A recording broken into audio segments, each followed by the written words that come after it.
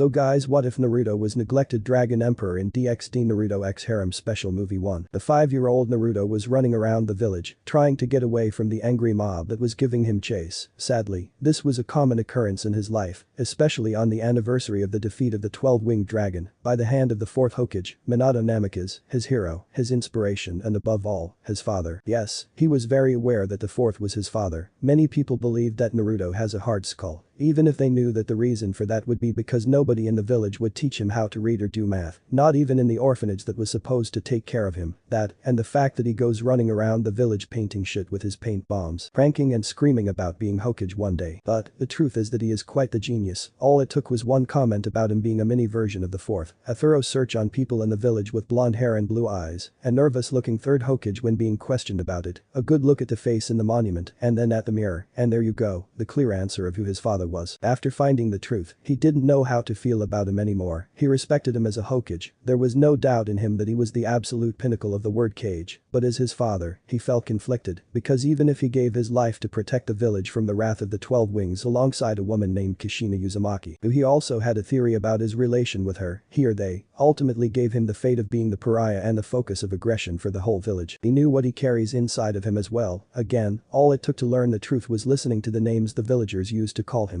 Demon Brat, Dragon Brat and such, the latter being a good giveaway. But it clicked when somebody used the word Jinchuriki, not knowing what it meant. He snuck into the library and began searching for the term, and after finding that it was used to refer to the containers of the tailed beasts, he just put 2 and 2 together, and it all made sense, the names, the glares, the insults, the hate. Maybe his father and probable mother thought that the village would love him and see him as a hero, thinking that the previous Jinchuriki of the village, Kushina, the carrier of the 9-tailed fox, who was already a respected kunoichi known throughout the lands as the Red Hot Habanero, before it became public knowledge that she carried the 9 tails, became a hero after working together with the fox and the 4th to protect the village from the dragon. They might have believed that the reputation would be carried onto the newborn, but he still thought that they should have known that the people would hate the demon that brought them close to annihilation, and that killed so many loved ones of the survivors of the attack, along with the fact that for some reason the knowledge of his heritage was to be kept hidden from the village, instead of hopes for a bright future for their son. They should have known that it wasn't going to be that way, coupled with the fact that the 9 tails mysteriously disappeared from the world after the battle. Adding the unwarranted hate brought by losing their biggest weapon to the dragon, they ultimately left him to pay for their decision, noble as it might have been. It still doomed him to be a 5-year-old with over a dozen assassination attempts on his head, in the off chance that he was wrong and they weren't his parents, that just made them even worse persons in his eyes by sacrificing an abandoned newborn. So that left him with an incredible bitter savor about his father. Well, it might have been the most difficult thing in the world to sacrifice your and your children's life to fulfill your duty to the village. Hear her, we're not the ones trying to get away from the very ones that they protected. Stop running, you damn demon. An angry male villager screamed. Kill the dragon, kill him.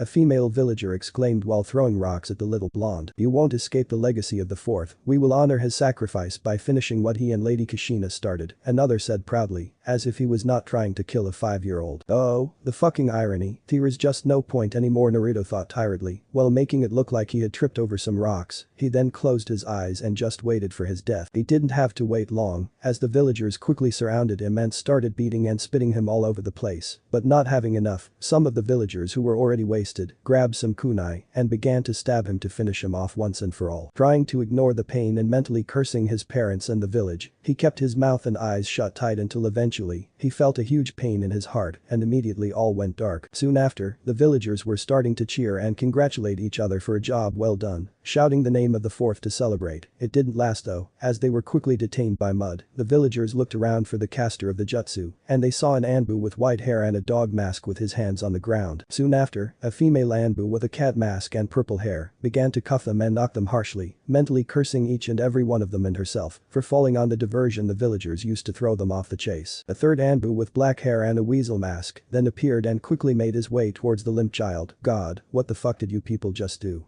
He shouted angrily towards the drunken shinobi among the villagers, the ones responsible for stabbing the boy. We saved the village, that's what we fucking did. Having that damn demon among us was an insult to us and the memory of the 4th. An angry drunken kunoichi answered back. That's just a child, you fucking bitch. The female Anbu said from behind her before knocking her out cold. Pat, weasel. Keep your emotions for when you're alone. The white-haired Anbu reprimanded them before turning towards the other male Anbu to say, Weasel, how is Naruto? The dog mask Anbu asked with a hint of dread and sorrow in his voice. "S gone," Weasel responded dryly, his voice seemingly devoid of emotion. "I failed you again, sensei," the white-haired Anbu thought with great sorrow. "Take his body to a safe place and stay with him while we carry these scum to the Hokage," he ordered while making his way to transport the arrested villagers to the Hokage tower. He turned around and saw the female Anbu looking transfixed at the body of the boy. He brought her attention back when he shouted, "Cat, better move on." "Right, Captain."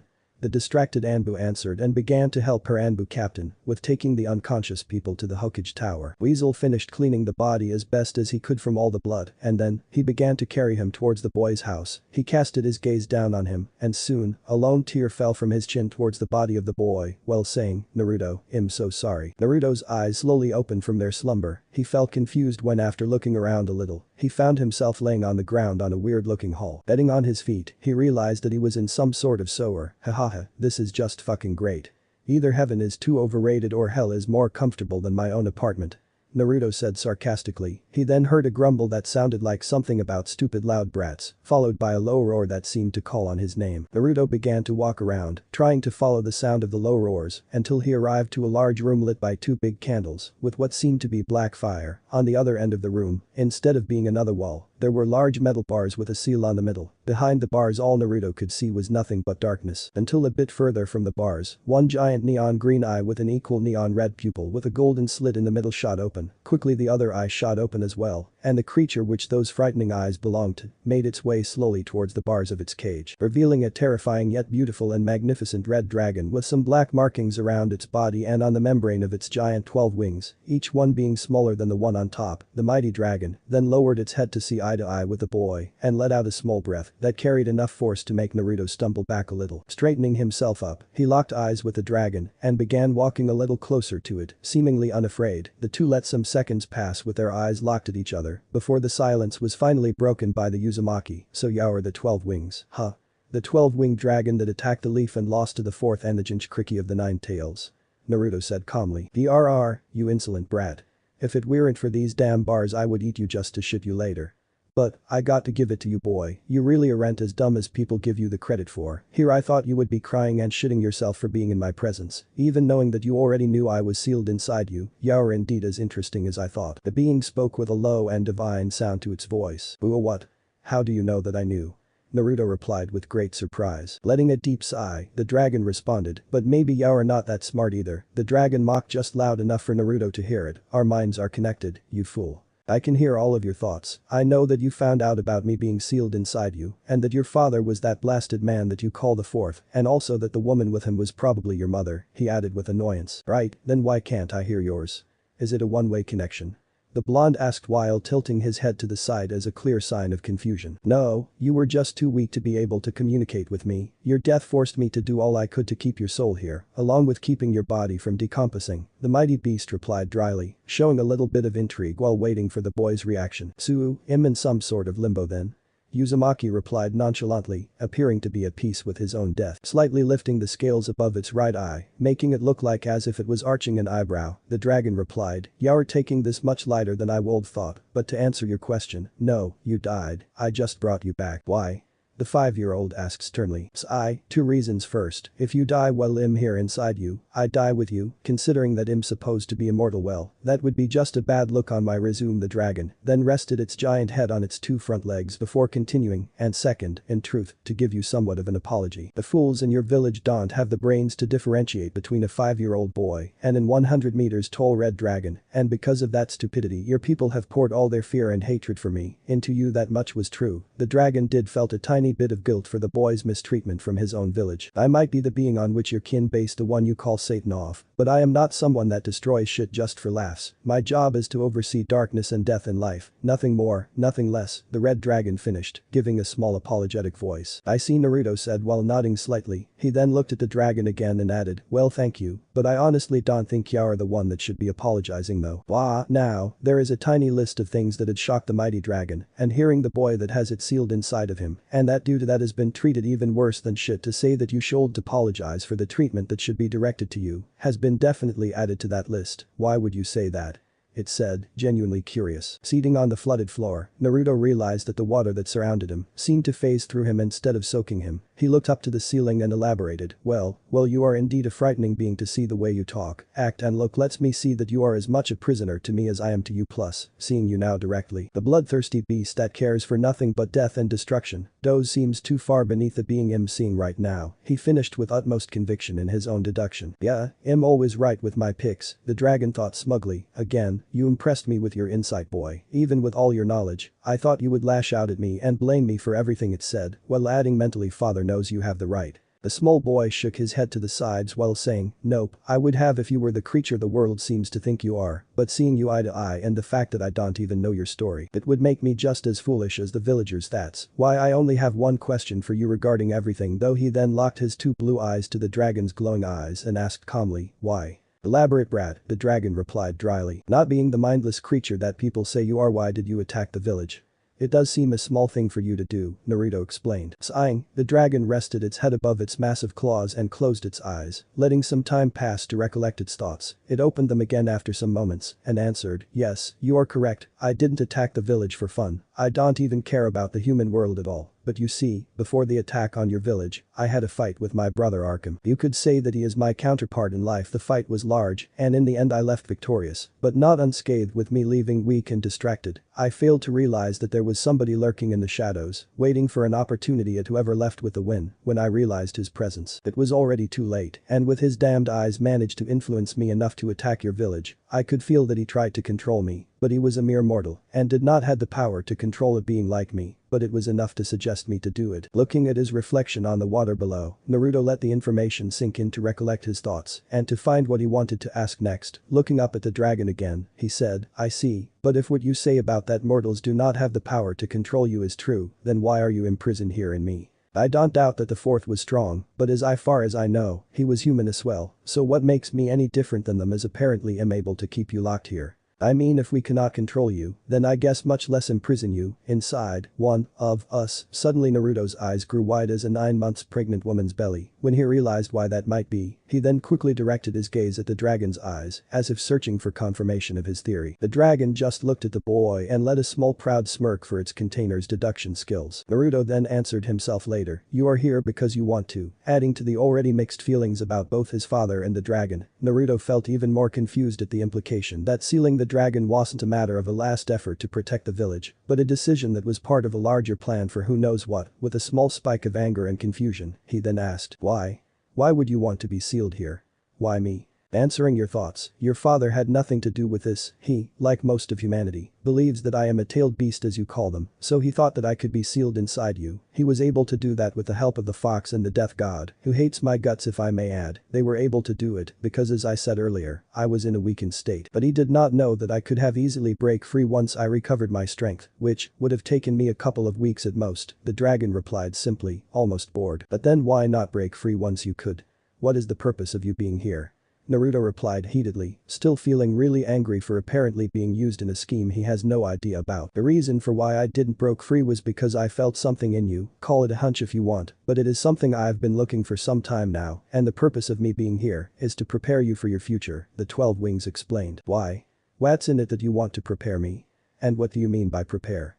The blonde continued his interrogation, with an annoyed tone in its voice and having its eyes closed as if bored. The dragon answered, what's in store for you is something that I will not reveal until I deem you ready, and that is not debatable, and by prepare, I meant that I will train you, as a full-fledged warrior, you will learn how to fight as a true dragon would. Already forgetting almost everything after hearing the words I will train you, the blonde stood up excitedly and with stars in his eyes, he said, oh shit, really that's awesome. But wait, how do dragons fight though?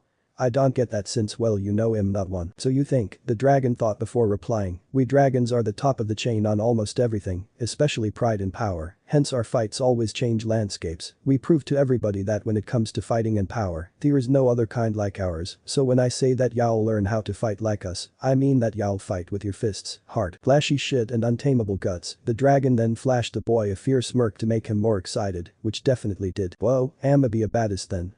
Naruto claimed excitedly while punching the air as if kicking someone's sorry ass. Sigh, yes you very well might be, But if you show me that you also possess the intelligence and calculation of a leader, I might even let you lead my kin. That's why I also want you to get someone to teach you in the shinobi arts, since you will have to grow not just in power and mind, but in your position in the world as well, the beast said while narrowing its giant eyes, trying to give more seriousness to its words. Well now, that's going to be a little difficult since you know, everyone hates my guts, the old man, and the 3 Anbu that have been taking care of me in the past year are the only ones that could give me such training. But I don't think they will do it, especially the old man, since he seems to be somewhat uneasy with my wish of being a shinobi. Naruto then sat cross-legged on the floor again, pondering on who could teach him, that is, until some of the words of the dragon finally registered on his mind. He stood up quickly and looked up at the giant being while screaming, "Your kin, there are more of you, why nobody has seen them? And how would I lead them?" The dragon let out a small chuckle, amused at his outburst, before explaining, "That is something that you will know in due time. As to how would you lead them, think of it as a summoning contract if you wish." The beast then let a tired sigh and added, "Now, that's enough talk for now. I'm finishing the process of reconstructing your body from a cellular level, hence the long wait. I'm just finishing healing all your external wounds, only the scar that was done to you as a newborn is left to heal." "No, leave it as it is," Naruto replied with a stern voice that seemed to belong to an adult. "Why would you want that?"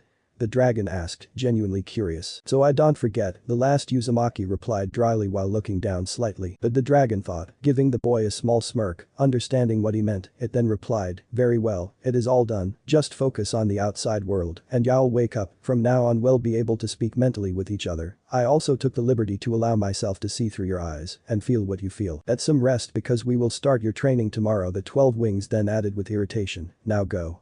I want to get back to my sleep, and you've annoyed me enough already." Getting ready to leave, Naruto looked at the dragon and grinned before saying with a sweet tone, "Ah, it was lovely to speak with you as well. I see you around then, nighty scaly ball." He quickly focused on the outside of his mindscape to leave, which was proving difficult because he was laughing his ass off after seeing the grumpy look on the mighty beast's face and the claw trying to hit where he was standing, followed by a grumbling about disrespectful blonde brats. With that, he left the mindscape feeling more excited than ever in his life, eager to begin his training and to look for a shinobi willing to teach him. Here is in Sarutobi, the 3rd Hokage, is a calm, wise and cheerful man loved by the whole village, usually going around and showing love to his people by giving them a kind warm smile for all to see. However, today was not the case. "This better be a joke because God help me," Hiruzen muttered while trying to control his anger. The 3rd was walking at a fast pace towards the holding cells of the Hokage Tower, spreading enormous amount of killer intent after receiving the report that the villagers had apparently killed Naruto Uzumaki, who to the 3rd was like a grandson. Arriving to the cells, he looked around and saw the villagers and some of the shinobi with blood on their feet. The villagers just started to shiver in fear under the murderous glare that their leader was giving them all. The old-timer then approached the Anbu captain and ordered, "Hound, report." Hound looked at the Hokage, his eyes showing a great amount of pain and regret when he explained, "Yes, Lord Hokage, while me, Weasel and Cat were watching the boy from the roofs, we managed to catch sight of a mob that was gathering near Naruto's house. We started to get ready to escort the boy to his apartment, but we didn't realize that the mob was meant to keep us occupied. Well, some of the shinobi that were with the mob threw smoke bombs to cloud our view. The time that they managed to delay us was enough for us to lose sight of Naruto and the mob. Once we caught up with them, it was already too late." Hound looked down, trying to be as cold as he could to keep his pain in check. He looked back at the Hokage and finished, "When we arrived at the scene, we saw the villagers celebrating. I seized the chance and kept them in place with a mud jutsu. Well, Cat cuffed and knocked them out. Weasel made his way to check on Naruto who wasn't moving when we arrived, and, sigh, he confirmed that Naruto was dead." Some of the people that were in the cells showed joy at the news, while others were smiling smugly as if they were heroes. That was of course until an incredible amount of killing intent was released from the 3rd, so powerful was that it could be felt throughout the whole village, making the civilians practically shit themselves. Steadying his breathing, the 3rd directed his gaze towards an uneasy Cat, who along with Hound and Weasel, made the team that started to take care of Naruto. After the 3rd found that many of the ninjas that were assigned to keep an eye on the boy seemed to only interfere after the boy was already badly wounded. He chose the 3 that seemed to genuinely care for the boy as his guardians. Hound being one of the students of Naruto's father and the only one with the knowledge of his heritage. Weasel, who felt bad after seeing that Naruto was always at the park just sitting on the grass watching the other kids play, while their parents kept their gazes on Naruto to make sure he didn't came near their children. He started to take him to the park whenever he had a chance to. Naruto at first felt wary of the sudden show of kindness directed towards him, but the feeling quickly turned into a brotherly love, which was returned by Weasel, and finally, Kat, who was one of Naruto's mother's students. Although she didn't know for certain that the boy was Kushina's son, the third had the feeling that she suspected it, since she became very protective of the boy. The other only ninja that the third could trust with Naruto's safety was Anko Mitarashi, another pariah of the village and Orochimaru's former student. She became Naruto's official handler for whenever he ran around causing mayhem throughout the village with his pranks, making the two form a bond thanks to the connection of being the outcasts of the village, and Anko always seemed too eager for Naruto's pranks to begin the chase. To this date, Naruto has never been caught doing a prank, and not even the Anbu had been able to caught up with him. Anko is the only one that has achieved that, although the third had a feeling that Naruto did that on purpose just to prank Anko directly. Hiruzen let out a painful sigh and asked, "Where did Weasel took Naruto?"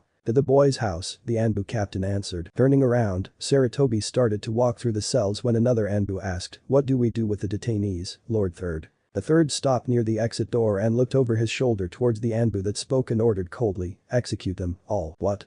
Why you can't do this?" And now scared ninja stuttered. "We saw a saved a V village from that demon." A civilian woman screeched. "We are just civilians, what about you?" another civilian was saying before, and now sober shinobi cut him off. "That is just unlawful, the council won't allow." The one that delivered the killing blow on Naruto said before being painfully interrupted by an enraged third Hokage. The third jumped towards the shinobi that spoke last and grabbed him by the throat, while stating with a cold and strong voice to everyone around, "I am the Hokage, my word is the law, not the elders, not the council's, mine. Execute them or I swear I Wisconsin." Before anything else could be said, a huge power wave was felt throughout the village, and a frightening known shiver along with it. The third then quickly looked towards Hound and Cat and ordered them to go with him, praying to the gods above that the dragon hasn't escaped the seal. Weasel got back on his feet after a powerful wave of energy was released from Naruto's body that pushed him to the wall. He looked in shock as a red bubbly substance surrounded the body of the boy, modifying it. The sound of bones breaking and fixing themselves covered the room, while Weasel almost could feel the pain by watching the boy's body growing in height and muscle mass, losing all of his baby fat in the process, replacing it with pure muscle. His blonde hair seems to be gaining like a golden glow, and his aura started to flood the room with a feeling of authority, like if Weasel was in the presence of the biggest alpha in the world. That was the sight that the third along with the two other Anbu walked into. Both Hiruzen and Hound felt almost the same that Weasel was feeling from the boy, while Kat looked uneasy as if aroused, which was weird for her, since she had a boyfriend, and Naruto was 5 years old, but it was like something immense was emanating from his presence. After a couple of minutes, whatever was happening to Naruto stopped and he then opened his eyes abruptly. Those present in the room were startled when they could see that his blue eyes seemed to have gained an unnatural glow, along with a golden slit that replaced the natural black dot of the pupil. His canines looked sharper as well. All in all, he had a more commanding and feral look. "Ah. What the F?" Naruto said before closing his eyes quickly due to the pain that suddenly assaulted his head. He grabbed his throbbing head and started to feel dizzy, like if a whole library's worth of information was being poured violently into his mind. Feeling pained and confused, he heard the voice of the dragon inside his head explaining, "Relax brat, what you're feeling is your new enhanced senses. The confusion and pain is because your mind has to get used to the new range of them. Think of it as if your whole body except your mind have been upgraded," the dragon mentally said to him with a bored tone. "Oh, fuck.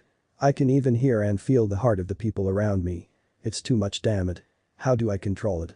Naruto mentally replied frantically, trying to maintain his conscious on. "It will take some time to get used to, but in the meantime I'll focus my healing powers on your brain to help you process all the information that you are receiving until your brain gets accustomed to it. For now, just focus on your immediate surroundings and you'll be fine," the dragon answered calmly. "Alright, focus, focus, focus, millimeters. I can feel 4 presences around 3 of them seem to be male and 1 female, millimeters strange the female seems flustered by something. Her heart is beating like crazy. The other 3 seem like frightened," Naruto thought after focusing on his surroundings before he suddenly felt really warm while his head was being pushed into something soft and squishy. Opening his eyes, he saw that the softness and warmth came from the cat Anbu, more specifically, her breasts. "They are alive.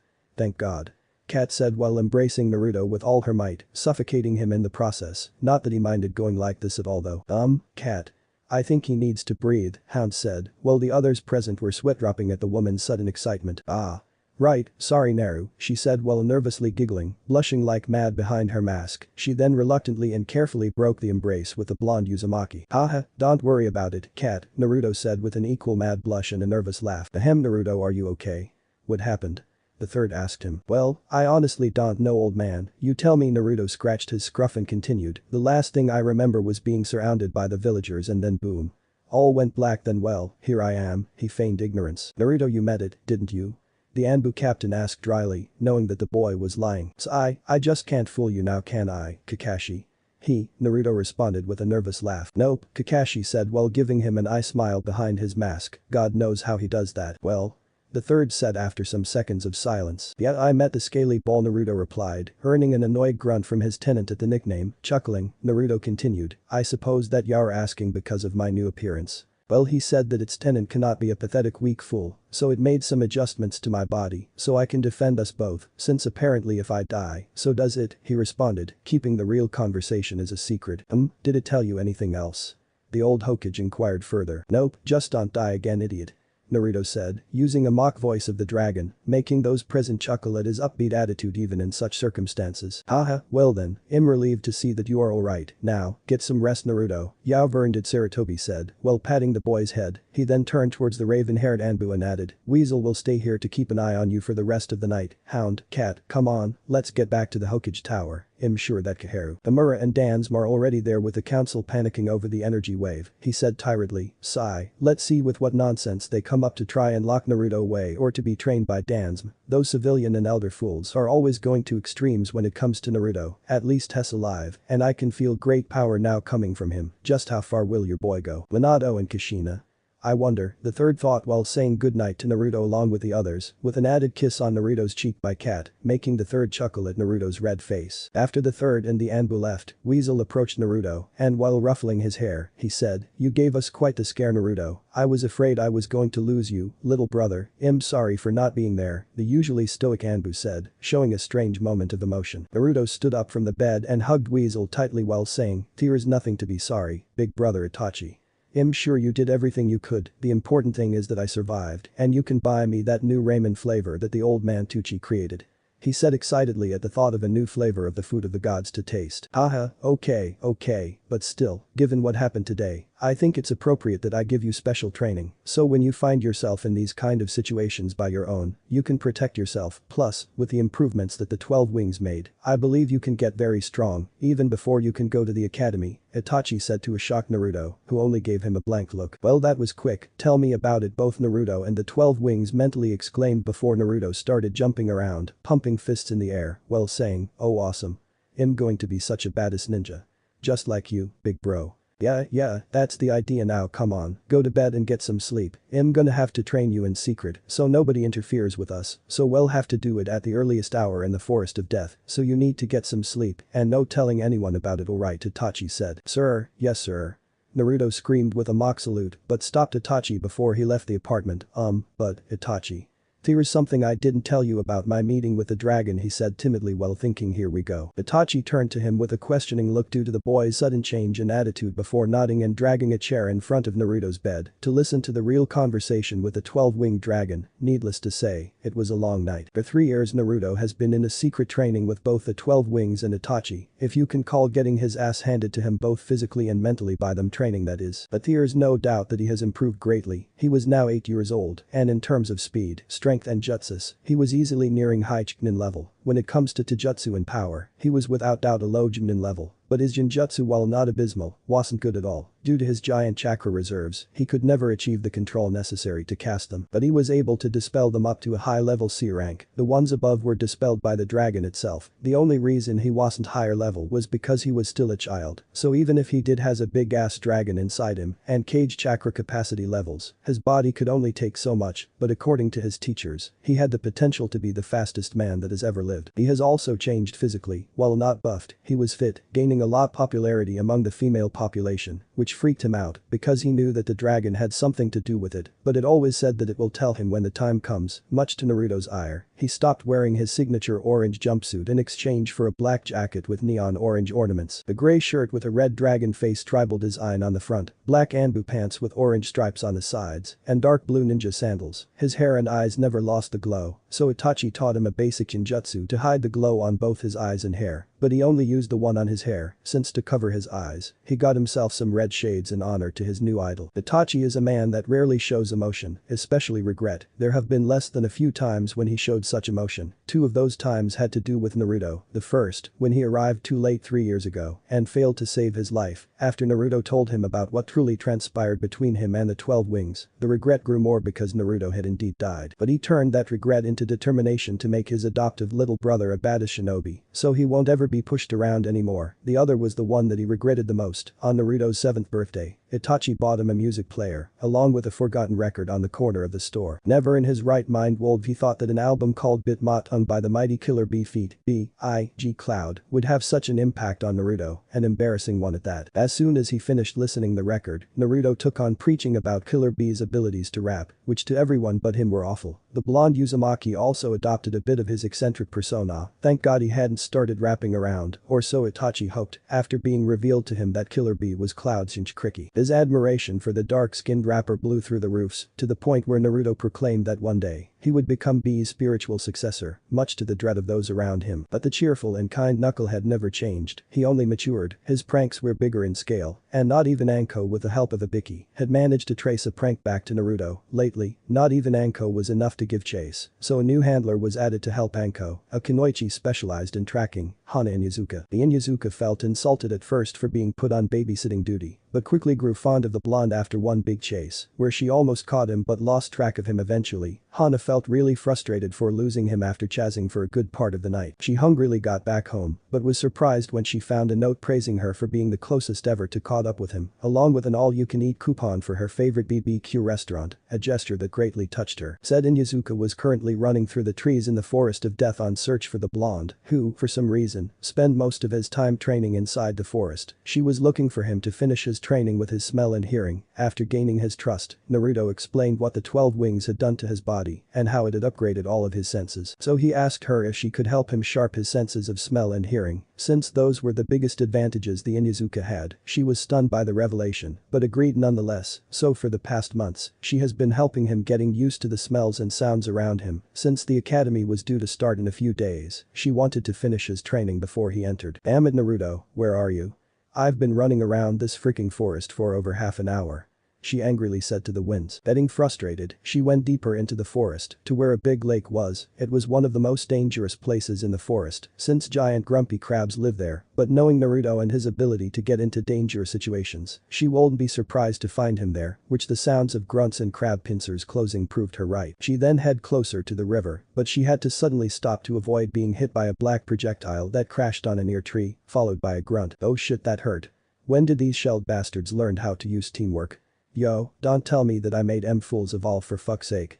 Naruto screamed while getting on his feet to prepare a counterattack against the crabs, that is, until he noticed Hana looking at him with a confused expression. Yo Hani, what you doing here? Naruto asked while squinting his eyes and tilting his head to the side. I've been looking for why you dummy. I wanted to finish your training before the academy start, but here I find you decimating the crabs. Hana said after regaining her composure from the cute look that Naruto sent her way. Hey. Damn fools started it. Plus our feud is 2 years long and growing. I vowed that I will decimate these assholes, and I will keep that vow. Leroy Jenkins. Naruto said before giving a war cry and jumping to engage the crabs once again. Though he found himself being grabbed on the back of his jacket by an angry-looking Hana, who began to drag the boy out of the forest while screaming obscenities to the crabs. Geez Naruto, can't you keep yourself out of trouble for at least a day? Hana retorted while shamelessly dragging the blonde through the dirt. Hey. It's all just like what the mighty says, don't fear the trouble, don't fear the dream. Make no grumble and make it legit. Yeah. Naruto said while crossing his arms in extravagant ways to make his point clear. Just what the hell does that even means? It doesn't even make sense. Seriously, stop listening to that guy's rap, it's just filling your head with nonsense. Hana angrily replied while dragging Naruto through the village, now by the wrist at least. Shame. There is just no love for true art. Hey, where are we going now? He said. He really felt sad to see such heresy from his precious people. He wanted them to understand the message the mighty was giving, but they stubbornly continued to deny such enlightenment. Poor fools. She just sighed tiredly. She really liked the boy a lot, but she will never understand his love for such nonsense. To my clan's training grounds. I want to see how you use the knowledge I gave you in a spar against one of us, Hana responded. But won't your clan be angry if they knew that you taught me some of your techniques?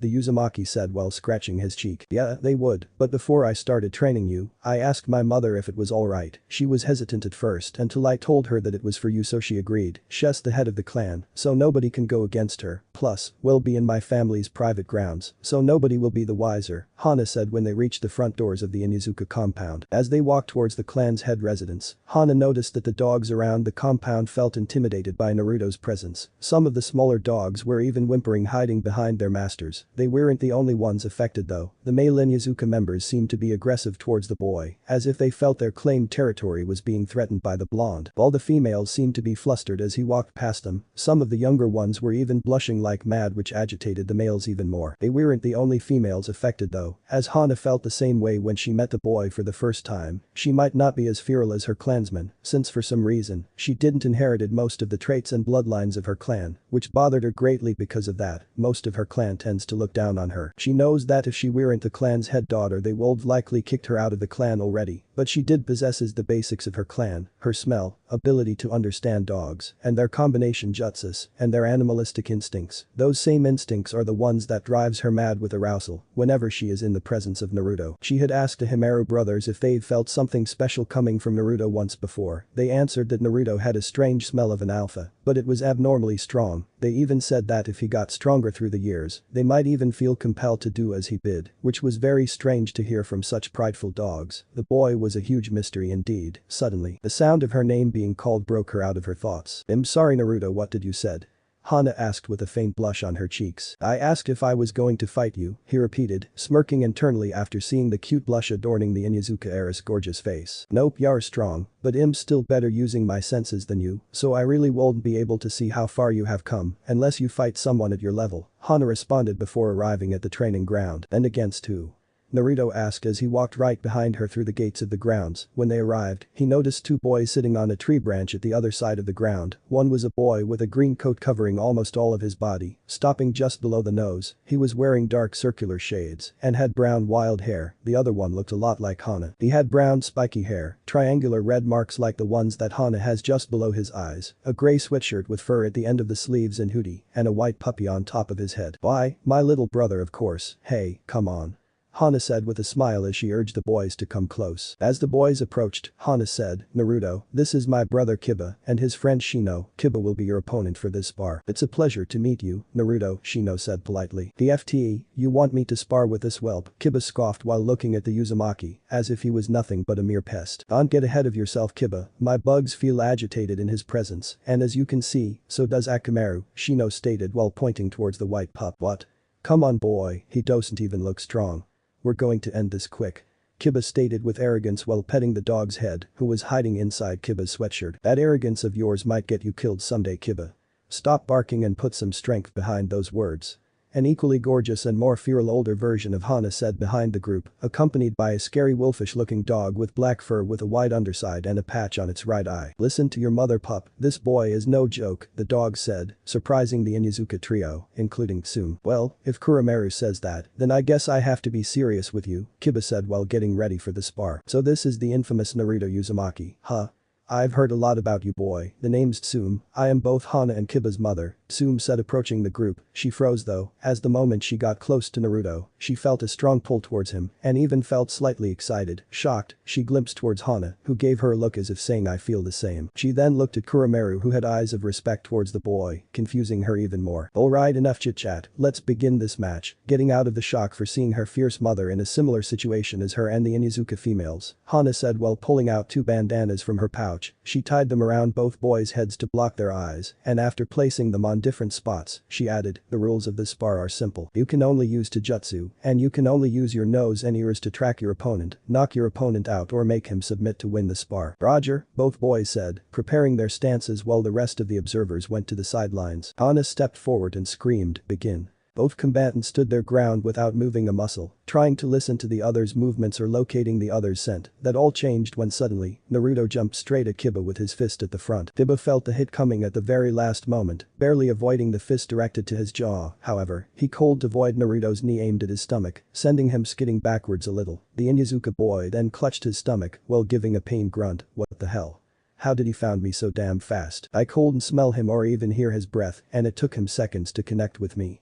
This guy is definitely no joke, Kiba thought while crouching and trying to find Naruto's presence. On the sidelines, watching the spar on the side across from Shino, the Inuzuka mother and daughter watched as Naruto was easily fighting Kiba using only 2 senses. Hana then turned towards her mother and asked, "Mom, you felt it too, right? When you got close to Naruto, his presence it's like suffocating." Tsume then replied without losing her attention at the one-sided spar, "I hate to admit it, pup, but yes, the boy's presence it's indeed arousing." Hana was greatly surprised at her mother's admission. The Inuzuka clan head then added, "His status as an alpha it's already established. I cannot imagine how overwhelming his presence will be when he reaches maturity." It shocked Hana to hear a little bit of lust slipping into her mother's words as she said that. "Yeah, do you think it's because of the dragon?" Hana asked, while bringing her brown eyes back to the spar. "No, what you feel right now is entirely the boy's presence, and it has huge potential. Maybe in the future it could even compare to the dragon's. The 12 Wings presence is something I've never felt in my life. Not even my ancestor Fenrir has such commanding and frightening aura. If you want to feel what the dragons feel, just focus deeper within the boy's aura and you'll feel a glimpse of the 12 Wings presence," Kuromaru said, shocking both Inuzuka after hearing the proudest of the Inuzuka clan's dogs admitting a bigger alpha. Looking at the boy, both women did as Kuromaru said and started to focus on the presence within Naruto's aura, which was proving difficult due to the blonde's powerful and thick aura. After a few moments of concentration, they felt an incredible amount of power course through their bodies. The presence was such that it even drew a bit of their animalistic instincts out, arousing both women to the point that they even felt their undergarments getting a little wet. Granted, Tsume had faced the mighty dragon on the day of its fierce attack, but back then, she only felt malice and foul presence. But now focusing on its aura, for the first time in her life, she felt both aroused and frightened at the immense presence of the mighty beast. "The unbelievable he heard about how magnificent dragons were but this amount of authority it's just unbelievable," Tsume said shocked at the feeling, her body still shivering slightly after such intense presence. "Tell me about it," Hana weakly responded, doing a little worse than her mother since she was blushing and panting a little. "You should dry yourselves, the spar has ended and they will notice your excitement," Kuromaru said amused and gave them a low growl-like chuckle after seeing the Inuzuka women's red cheeks. Back on the grounds, Kiba was getting on his feet slowly after yielding his defeat. He took the bandana off and said heatedly, "Damn it. How the hell did you do that? I cold land a single shot and you hit me 5 times. Your breath, it wasn't easy to locate it, but you didn't concealed it very well. Once I found that, I focused on your breath and as the spar went on, you got frustrated and started showing your presence. That's why I was able to make you submit." Naruto gave a calm reply while shrugging, angering the Inuzuka boy even more. "Why you?" Kiba angrily said while approaching Naruto in a threatening manner. "Kiba, that's enough. Accept your defeat and turn that embarrassment into motivation to get better. He beat you fair, so own it."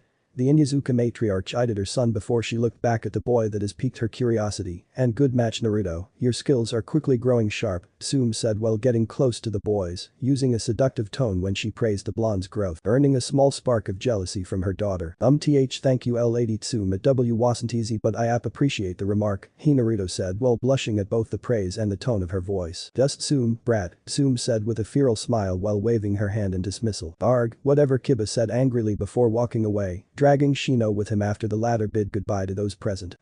Prideful as ever, he definitely needs a humbling," Hana said, disappointed of her little brother's arrogance. She then brought her gaze back to Naruto and added, "Anyway, great match Naruto, seeing now, I can say, I have nothing more that I can teach you. As you grow up your senses will only get sharper, so keep on training and don't hesitate on asking for my help." Hana showed a little glimpse of sadness and disappointment at the idea of not training the boy anymore. Sensing her sadness, the blonde said, "Thank you Hana. You helped me so much already. And don't feel sad, you're still one of my dreaded handlers, along with Ko." Naruto gave a small laugh, trying to cheer the brunette a little. "Haha, you're right, it won't take long for your next prank to come, I'm sure," Hana said with a brighter tone now. "Well, thank you for your hospitality Hana and Tsume, I gotta go meet the old man though, so I gotta run, but I'll see you both around. 8. Night."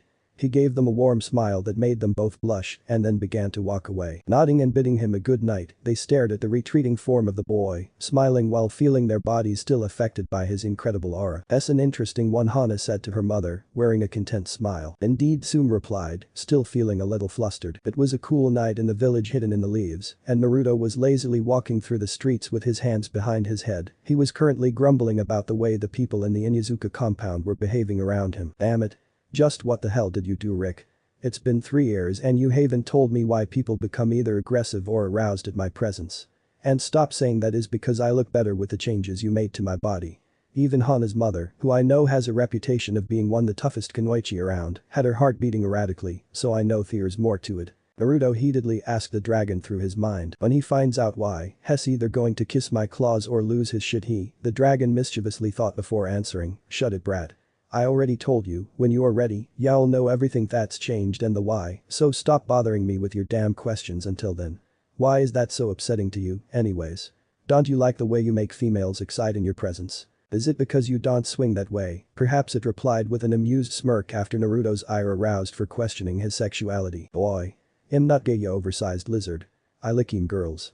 It won't be a problem if only the women around me were affected, the males are the problem, you fool. Most of them tend to be aggressive towards me, you know, and I can feel it's not because they have a grudge against you. Naruto retorted back, remembering two certain Inuzuka's derrieres. Firm, weren't they? The struggle you had against your nosebleed was certainly entertaining, 12 Wings said amused at Naruto's angry grunt, now enough with your complaints. Y'all know when I see fit, no sooner, no later. The mighty beast finished the discussion right there, making its annoyance clear. Sighing in resignation, knowing that the beast will not say a thing about it anymore, he decided to let it go for now. Well, he found himself on the corner of the roof of an opposite building from the Hokage Tower. So, you're really going through with this, huh?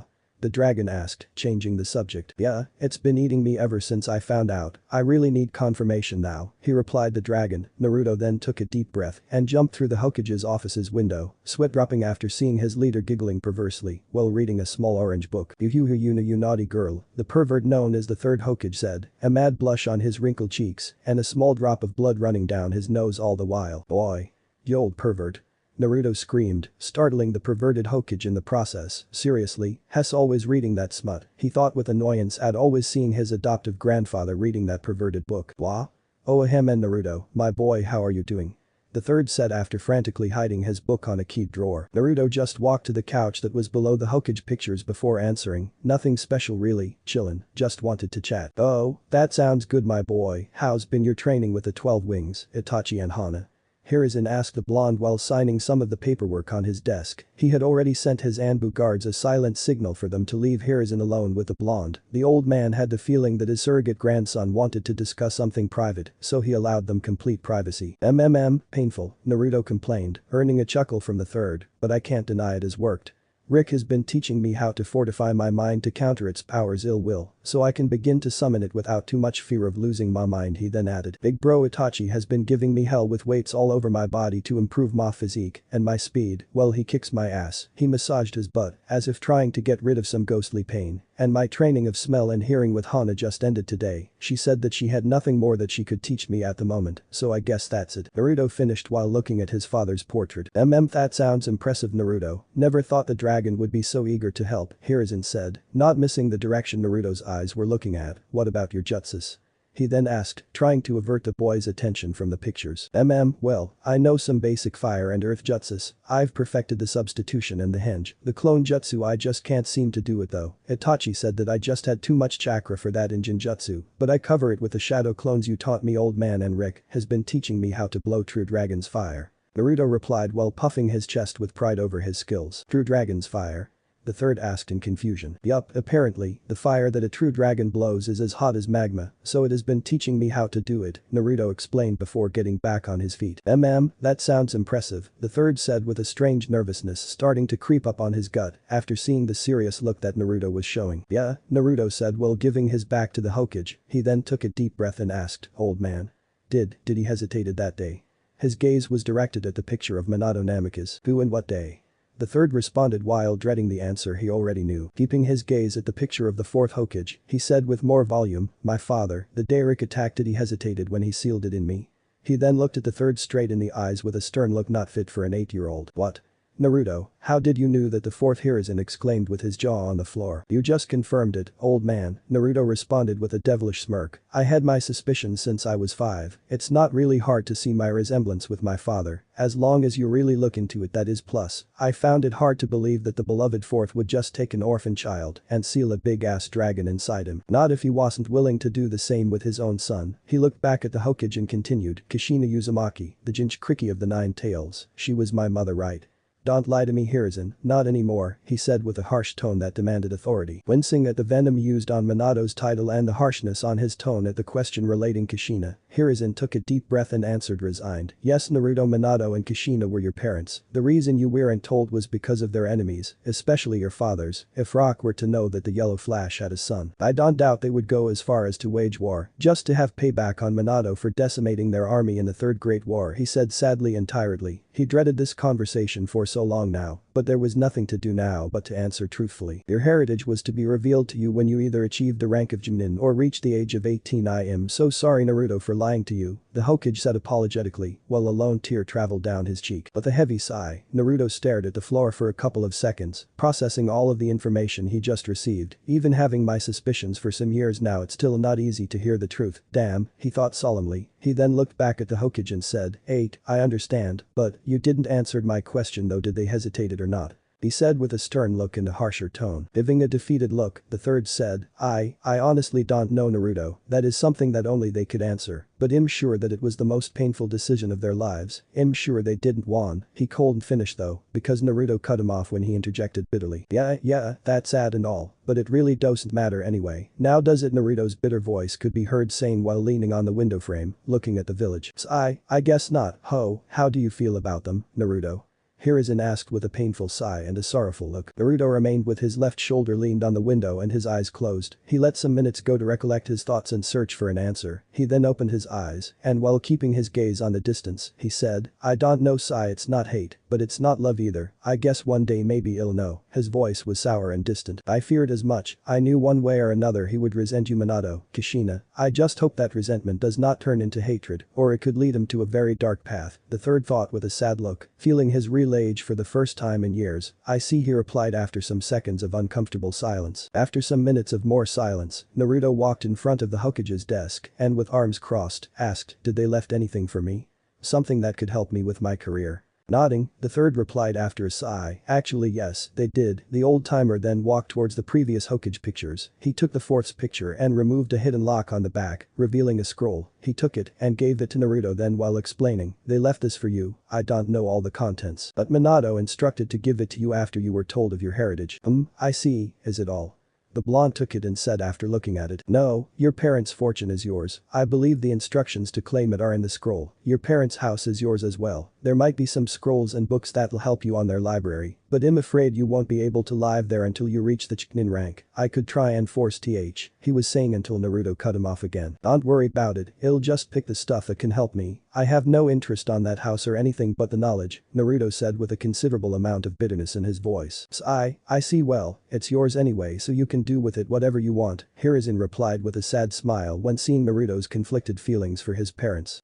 Well, thanks old man, I better get going so I can go through the stuff in here. Itachi gave me the week to rest before the start of the academy, so there might be something to do in here," Naruto said while walking to the office's window. "Well, see you around, old man," he said while getting ready to leave. "Alright, Naruto, have a good night. I'll be here if you need me," the third said with a grandfatherly smile. With a slight nod, Naruto left for the roofs and headed to his apartment, leaving a third Hokage to melt on his. While the conversation between Naruto and the Hokage was taking place, a beautiful raven-haired woman was walking through the Uchiha compound towards the council room. She could feel the tension brewing inside the clan and knew that whatever her husband and the rest of the clan's leadership were planning could have dire consequences for the clan. "I just hope whatever it is does not involve any of my boys," she nervously thought. The Blackhead arrived soon after at the council room and could see that she was the last one to get there. She greeted those present and took her place next to her husband, who was seated in the clan's head place. She was the original heiress to the clan, but after an arranged marriage, Fugaku took Makoto's place as clan head so she could take care of their children, or so they say. She knew that the rest of the Uchiha elders didn't want someone as kind and warm as Makoto to lead. Since the Uchiha wanted to keep the appearance of a powerful and superior clan, Makoto never saw herself or the other Uchiha as better than the rest of the village. Ultimately, that cost her the head seat, not that she minded at all anyway, as long as she had her sons. She didn't care for anything else, not even her husband. "Very well, now that everyone is here, allow me to get to the reason why I called you all tonight," Fugaku stated after seeing his wife on her place. He then crossed his fingers in front of his face, while his elbows rested on the table and continued, "It is no secret that the Hokage and their advisors have been pushing us further and further from the village's matters, trying to isolate us on the corner of the village, forgetting the fact that we are also founders of this village." he said sternly but loud before continuing. It was Madara who alongside Hashirama Senju made truce and together founded this great village. But it was the same Madara that saw that the Senju were making sure that no Uchiha would take place as ruler of the Leaf. It went as far as even having the second Hokage, Tobirama Senju, moving our compound to the corner of the village and giving us the task to form the police force, with the excuse that he could not trust anybody else with the protection of the village, and as the fools he believed us, we fell for those deceiving words, but not Madara, he saw through such lies of the Senju, he warned us. But we didn't listen, he warned that another Senju would take the place of Hashirama once he retired, and we blindly trusted the Senju, we followed our rival clan's leader instead of our own. And even after Madara's death at the hands of the very one that we trusted, we kept our words to ourselves. Once Tobirama was chosen as the second, we trusted him, and he ended up pushing us to the corner, treating us like a second-rate clan. He even made sure no Uchiha would ever be chosen to lead the village, even a clanless fool was chosen as the fourth. Fugaku heatedly stated. Heino, one of the three elders of the clan, stood and asked what was on everyone's mind. We are very aware of our past mistakes and everything you are saying, Fugaku, but what are you getting at here? I doubt you called us just to reminisce. Fugaku stood and walked to the center of the room, looking at those present, he replied, yes, I didn't call you to remember our misfortunes, I called you so we can take action. The Senju are gone, only one is left and she has no interest in the village. And now, even second-rate clans like the Sarutobi and the Haikta are taking the power that we created. That is unacceptable. What are you suggesting, Fugaku? Yumi Uchiha, another elder, asked. Fugaku looked around the room and with a stern face and a serious tone, he replied that we claim our right. If they don't accede to it, then we take it by force if we must. The room was deadly quiet, everyone was pondering on the Uchiha clan head's words, seeing the dangers that such action could bring. Mikoto decided to be the voice of reason before her clan's own arrogance drives them to their own doom. Fugaku. Think about what you are saying, this could lead the village to a civil war. We would be damaging our own home. She countered frantically, hoping that her clansmen could see what such action would entail. The clan is our home, Mikoto, don't forget that. There will be no need for a civil war if the village recognizes our claim. We are Uchiha first, Fugaku exclaimed coldly. Fugaku is right, we cannot tolerate this treatment anymore. The village is mainly feared because of us. It is only fair that one of us leads, an Uchiha counselor said. But how are you planning to go about this, Fugaku? Iko Uchiha, the last of the elders, questioned. Hiruzen is a wise man, he prefers peaceful action than one that will harm others. I will speak to him, I'll make sure he promises to choose his successor in one of us. If he refuses, we'll use Itachi's new spot as an Anbu captain to spy on the Hokage, so we can find a time to strike, either quietly or loud, Fugaku said, making Mikoto's heart break after hearing her husband's plan with their son. But before she could state a refusal, an elder interrupted her. Will Itachi agree to this? Yumi questioned. He will, Hessen Uchiha and my son, he won't refuse, Fugaku coldly stated before receiving the okay from the council. He adjourned the meeting and proceeded to leave, leaving a shattered Mikoto alone in the room, confused at what to do next. Damn it, Fugaku. What am I supposed to do now? Mikoto thought while grabbing her head to try and ease her migraine. Naruto arrived to his apartment feeling anxious and still a bit troubled for the conversation he just had with the third. Seeing the front of the building and seeing the graffiti with insults towards him just made him bitter at the thought of his parents' decision. Seriously, just why would they even think that people will respect me?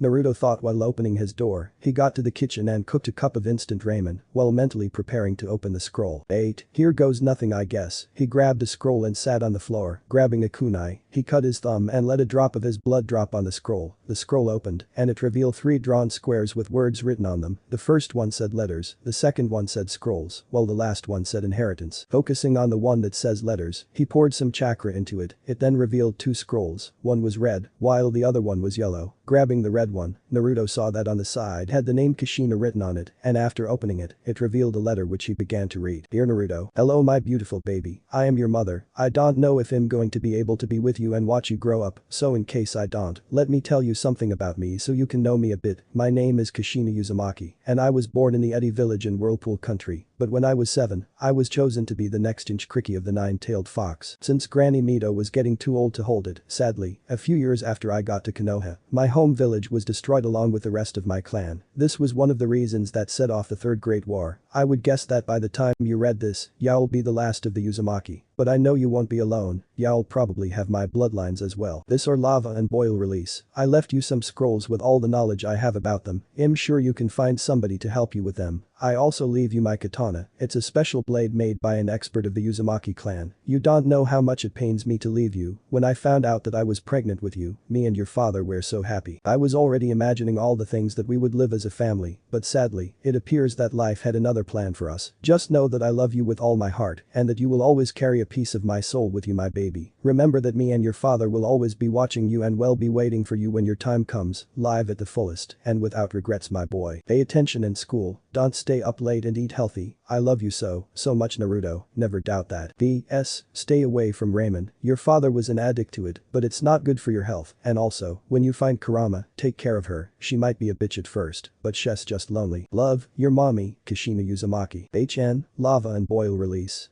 That sounds cool, I wonder if I do have them. And who the hell is Kurama? Naruto thought, apparently not fazed by the dark spots on the letter that signaled that his mother was crying or even the letter at all. Grabbing the yellow scroll then, he saw that it also had a name on the side, although this one said Minato, so doing the same with it, he opened it and began to read it. Yo Naruto, hey boy, how's it going? I'm your old man. I know that there must be a lot of things going through your mind once you hear the truth of your heritage. Whatever you feel right now, my boy, know that leaving you is the hardest thing I can have ever go through, but I hope that in time, you come to understand our reasons. I know it won't be enough, but your mother and I will always be in your heart. Let me tell you a little bit about myself. My name is Minato Namikaze, and I was an orphan. I never knew my parents or anybody who shared my last name. But Hiruzen took care of me when I left the orphanage and went to the academy, where I met you, mother. I had the dream to become Hokage to protect everyone, especially you and your mother. The dream which I achieved when I was named the fourth after the Third Great War. The reason that the knowledge of your heritage was kept hidden from you was because of the enemies I made in the war, especially Rock. The whole village loathes me, so I trust that now that you are strong, you can take on anything that is thrown at you. There's something about me that nobody else but your mother knows. I recently discovered that I have a bloodline. It's called magnetic release. It's a rare bloodline possessed by a very few, mainly in the land of wind, along with my wind affinity, probably means that I hail from there, so I believe that you may inherit that along with your mother's bloodlines. I also left you my most precious jutsus, especially the Rasengan, which I believe you can finish it since I never got to do it, and the Flying Thunder God, which earned me the nickname of the Yellow Flash. I know you can take it even further than I could, whatever you choose to become, know that I'll always be proud of you, my boy, and that I love you without measure. I'll be waiting with your mom when your time comes. Be safe and live your life at the fullest. With love, Minato Namikaze, the fourth Hokage and your father. Another bloodline and those two jutsus, well now that'll certainly come in handy, Naruto thought after finishing reading. He stored the letters in the scroll again and poured some of his chakra on the next square in the scroll, where after a poof of smoke, a medium-sized wooden box appeared. Opening it, he found 8 green scrolls with the word wind on the sides, 8 white scrolls with the word lightning written on the sides, 4 cream-colored scrolls with the word boil, 5 bright red scrolls with the word lava, 1 dark gray with the word magnetic and 2 yellow scrolls, 1 with the word Rasengan and the other thunder. Oh, this is cool.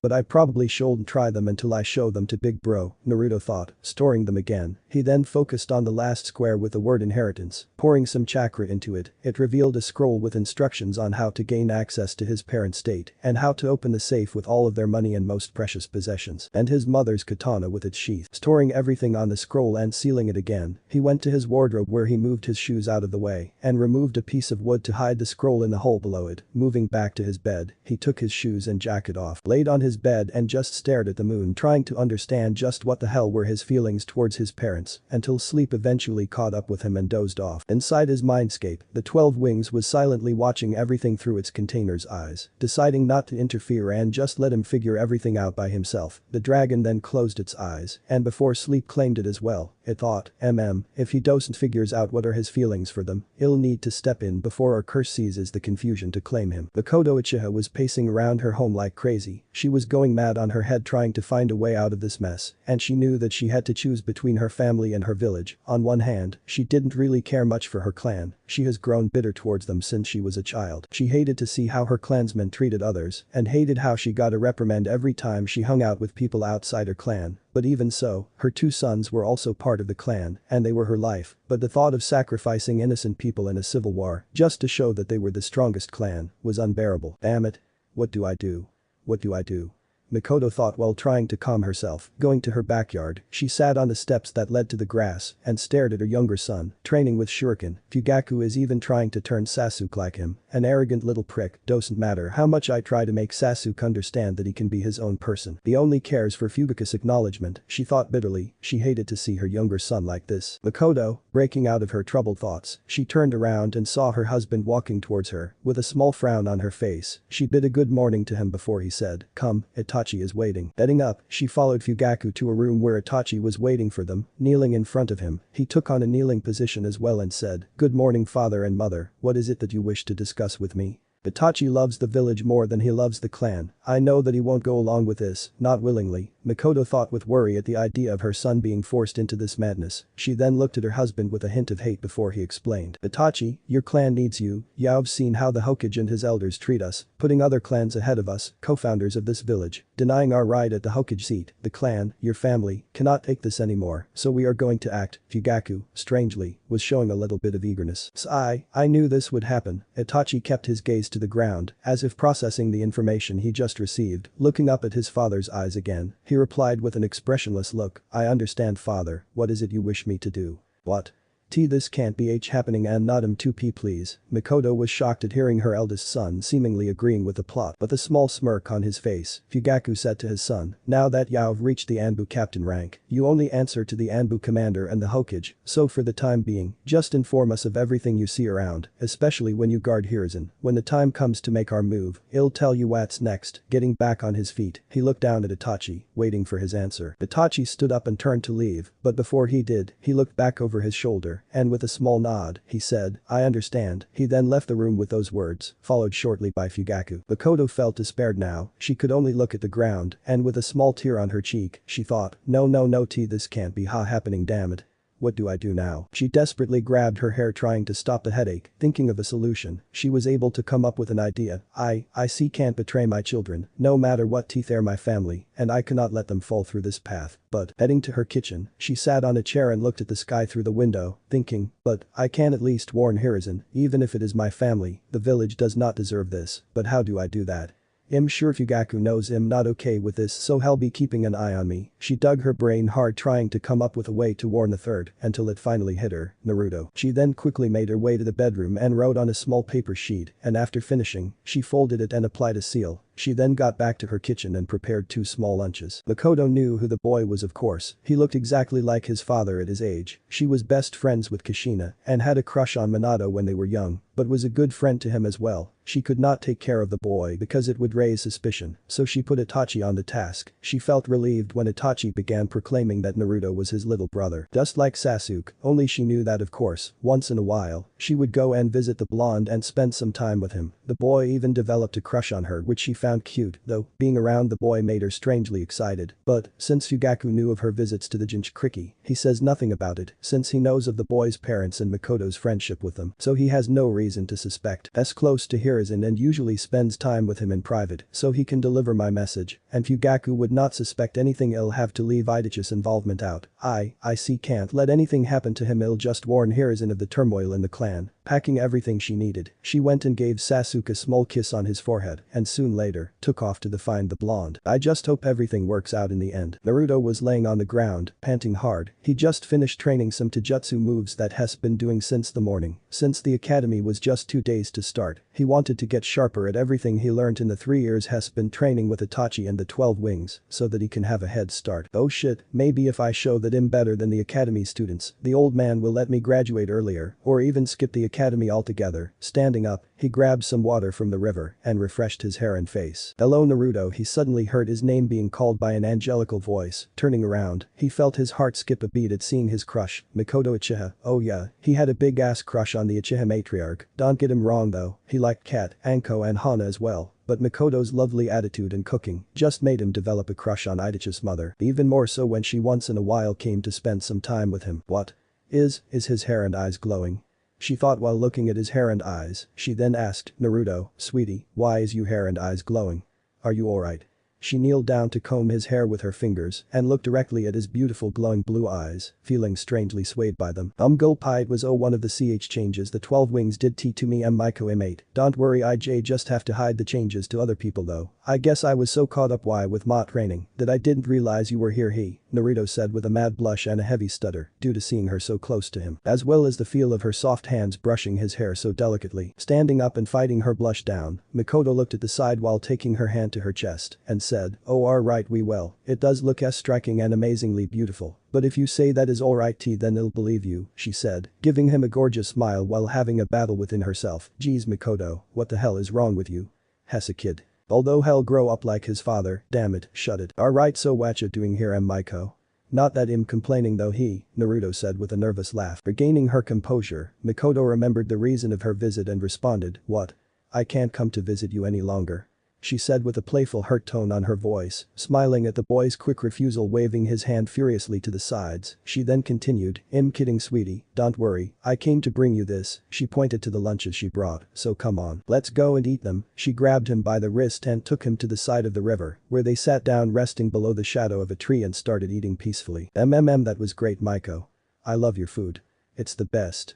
Naruto said while giving her a wide smile and a thumbs up. Giggling at his enthusiasm and his ever-present praise to her food, she said, well, I'm glad you liked it, Naruto. She then fidgeted a little and added, now, before I go, I wanted to ask you for a favor if it's possible, she said, while giving him a cute look to convince him. But it worked immediately because the blonde was giving her a smile and a blazing fire in his eyes, while he quickly replied, what?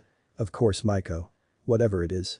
You know that I will gladly walk through a river of lava while carrying a goat on fire if it makes you happy. He exclaimed with a macho voice while flexing his muscles to impress her, not lying about what he would do for his love in the slightest, which it also worked since he wasn't wearing a shirt and along with his glowing eyes and hair, he definitely looked damn good. Damn it Mikoto, for God's sake, has your late best friend's son, control yourself. Hiding down her blush again, she giggled at his words and replied, now, there is no need to go that far sweetie. I just need you to deliver this to the Hokage next time you see him, just make sure that you are alone okay?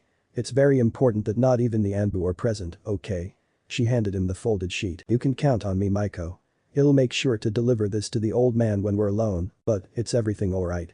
Naruto grabbed the envelope and kept it on his backpack before asking with worry evident in his voice. Oh yes, everything it's alright sweetie, it's just something I need to discuss with him, that's all. Getting on her feet, she dusted her dress from the dirt on the ground and gave him a loving kiss on his cheek, which lasted longer than she intended to, leaving an incredibly red Naruto in the way. Smiling after breaking the kiss, she said lovingly, well Naruto, I got to go now. Don't overdo the training, alright? And good luck at the academy, you know that whatever you need help with, you can just ask Itachi for me and I'll come right away. She then flashed him a dazzling smile and added, well, I'll see you next week, bye sweetie.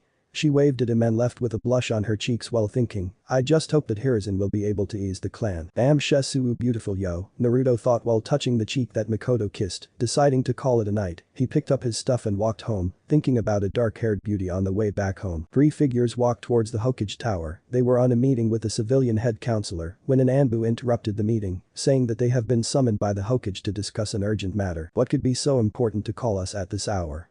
Do you have any idea Dansum, Kaharu? Hamura asked to his fellow elders who were walking beside him. No idea, let's just hurry up and see what it is, Dansum replied dryly, keeping his cold demeanor. Arriving at the tower, they headed to the Hokage's office and once outside of it, they knocked on the door. They heard the voice of the Hokage saying come in and proceeded to open the door. After the three walked into the room, they noticed that the third was there with Weasel at his side. We are here Lord Hokage, what is it that you wish to discuss so urgently with us? Kaharu asked after the three elders stepped into the room, urging them to take a seat. Hiruzen motioned Weasel to come close and said, yes, Weasel, please inform them of everything you just told me. Very well, Itachi removed his Anbu mask and began, as you might know, my clan is currently in a turmoil. My father and the rest of the council feel that we are not given the respect that we deserve, so they are planning to force Lord Third to choose his successor from the Uchiha clan, and if the Hokage is to refuse, they are planning to stage a coup to take control of the village by force. Also, they've asked me to spy on everything I see at Anbu HQ, and whenever I guard Lord Hokage, he explained with a stern look. I knew that something was brewing inside the Uchiha clan, but to think they would go so far as to risk a civil war just to take the power of the village, Kaharu said worriedly. She was a pacifist, and she really didn't like where this was going. This is indeed very troubling Lord Hokage, what is that you intend to do? Homura asked after fully registering Weasel's troubling words in his mind. I'm going to let Itachi report to his father and his clan. Let them think we are oblivious to everything. Itachi said that Fugaku will come to try and convince me to oblige to their claims. He'll try to ease them then. I do not want things to spiral out of control, the Hokage said while massaging his temples, trying to ease his raging headache. We cannot let this go out of control. We need to assure that they pose no threat to our village. Does everyone in the Uchiha clan feel the same as the council? Dansum said. On the outside he seemed calm and calculative as ever, but on the inside, he was greatly interested in this development that could present great advantages for the old warhawk. I'm afraid so, everyone in my clan is taught to think as an Uchiha first, the village always comes second, Itachi said with a stoic face, not revealing the disappointment he feels towards his clan. And what about you? Why betray your clan and your father? Homura asked the Uchiha. Because I love the village, I serve the leaf first, it has always been that way, Itachi answered without a drop of doubt in his voice. Yes, thank you for your loyalty Itachi, the third exclaimed with pride in his voice. But what do we do if the tension continues to rise? I don't believe they will easily accept to back down, Dansum said, with interest hidden in his words, an interest that both Hiruzen and Itachi managed to catch. They'll take care of it, Itachi responded without hesitation. What do you mean Itachi? Hiruzen asked, not liking the sound of the Uchiha heir's ominous words. The problem is rooted deeply within the Uchiha's teachings. Even if we were to assassinate the Uchiha council, the idea to revolt will continue. The only way to avoid it will be if there is no one left to revolt, Itachi replied coldly, as if what he was hinting at was not disturbing him one bit. You are surely not suggesting, Kaharu said with shock on her face, dreading the answer to come. Yes, Elder Kaharu, if push comes to shove, I will decimate my clan, but it will be me who does it, no one else, Itachi said without hesitation or remorse in his words. Are we crazy? We are talking about slaughter here. An entire clan. Hiruzen, you can't possibly support this. Kaharu exclaimed heatedly, this was madness, there was no excuse for slaughter. But a heavy sigh and a giant headache, he thought, I'm definitely getting too old for this shit. With closed eyes he then responded, Itachi is right Kaharu, as much as it pains me, if I have to choose between a civil war or the Uchiha clan, then I see no other way. They've been thinking this way since Tobirama-sensei took the position. They've always thought the Uchiha comes before the village. His voice was tired and the remorse was palpable. Sigh, this is madness Kaharu muttered dejectedly. It's been a long time since I've seen you take the right choice Hiruzen, although, I believe we should give them time to plan, Dansum said, urging for immediate action. No, the elimination is a last resort plan. I'm not going to go through with it if I can help it. I know that just like Itachi, there are Uchiha who are loyal to the village first, the third said while thinking. The message that Naruto gave me from Mikoto supports that. She's just a desperate mother protecting her children. I cannot deny them the chance to straighten their path. Standing from his chair, Hiruzen looked at the village through his windows and said, then it's settled, we will continue normally, when the time comes, we'll proceed accordingly. Understood, Lord Hokage, the three elders said in unison before stepping out of the office, leaving the Hokage alone with Itachi. I'm sorry about this Itachi, I cannot even fathom how hard it must be for you to do this, the third said to Itachi with an apologetic smile. It is not Lord Hokage, I love my village, and I will do everything in my power to protect it, even if it pits me against my own blood. But, I only have one request Itachi said with stern eyes. The old Hokage nodded and took a seat to listen to the Uchiha teenager's request, praying to God that things don't unnecessarily escalate. Oh man, what time is it? Naruto muttered as he woke up at the morning light, looking at his clock beside his bed, he freaked out saying, oh shit. I overslept, damn big bro's gone be mad. Heading to his bathroom, he quickly brushed his teeth, grabbed an energy bar after, and ate it on his way towards the forest of death. Running as fast as he could, he arrived at the clearing and looked around searching for Itachi, not seeing him anywhere. He let out a breath of relief before going stiff at the sound of a voice that said, "You're 30 minutes late, little brother, you didn't get sloppy on me this week now did you?" Itachi said, coming out from behind a tree. Scratching the back of his head, he said nervously, "What? No. I just overslept, thinking about stuff, you know."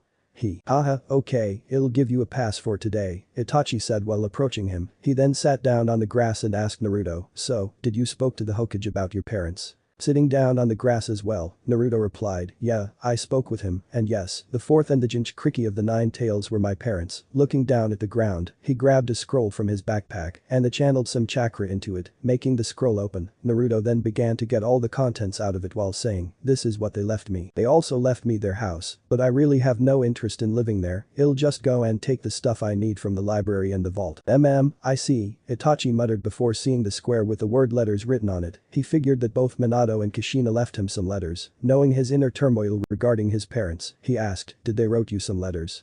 Receiving a nod in confirmation he continued, and how do you feel about it? Looking at the sky while taking a deep breath, Naruto answered, I honestly don't know big bro, it's confusing really. Sighing heavily, Itachi said, I see, well, you'll need to figure it out soon little brother, conflicting feelings can have a negative impact on one's path, especially yours, whether is love or hate doesn't matter, as long as you know okay. Yeah, I understand, I'll figure it out, one way or another Naruto conceded. He then remembered something that was written on his mother's letter, and looking back at Itachi, he asked, Itachi, there was something weird on Kushina's letter, she said that I gotta find and take care of some girl named Kurama, do you know who that is? Confused, Itachi started to think if he knew anyone with that name but not finding anyone in his mind, he shook his head in the negative, he said, there is a clan here in the Leaf with that name, they have a seat in the council as well, but I don't think she was talking about them, but a girl named Kurama. I have no idea little brother, perhaps you should ask my mother, I believe she was close friends with Kushina and Minato, so maybe she knows who that is. Surprised at the revelation of his crush's friendship with his parents, he nodded and took the scrolls and laid them on the ground as he said, well, they left me these scrolls as well, apparently I may have 3 bloodlines, Kushina had the lava and boil release, and Minato had the magnetic release, so they left me some scrolls for those in case I managed to activate them. Minato also left me these wind and lightning scrolls and the scrolls for the Rasengan and the flying thunder god.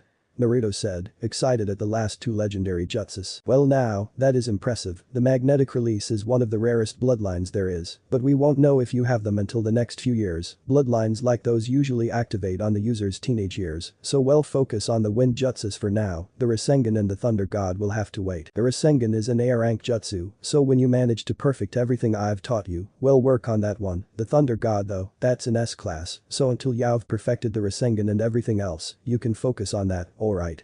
Itachi said while reading some of the scrolls. Okay, so what we'll be doing today? I want to be the sharpest of my class, so that maybe the old man would let me skip the academy and make me a shinobi already.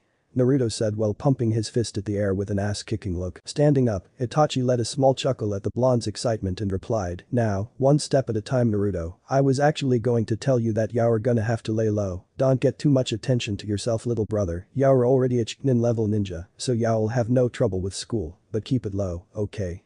He ordered while ruffling his hair. Looking at him, Naruto whined loudly, what? But why? I don't wanna waste 5 years learning stuff I already know.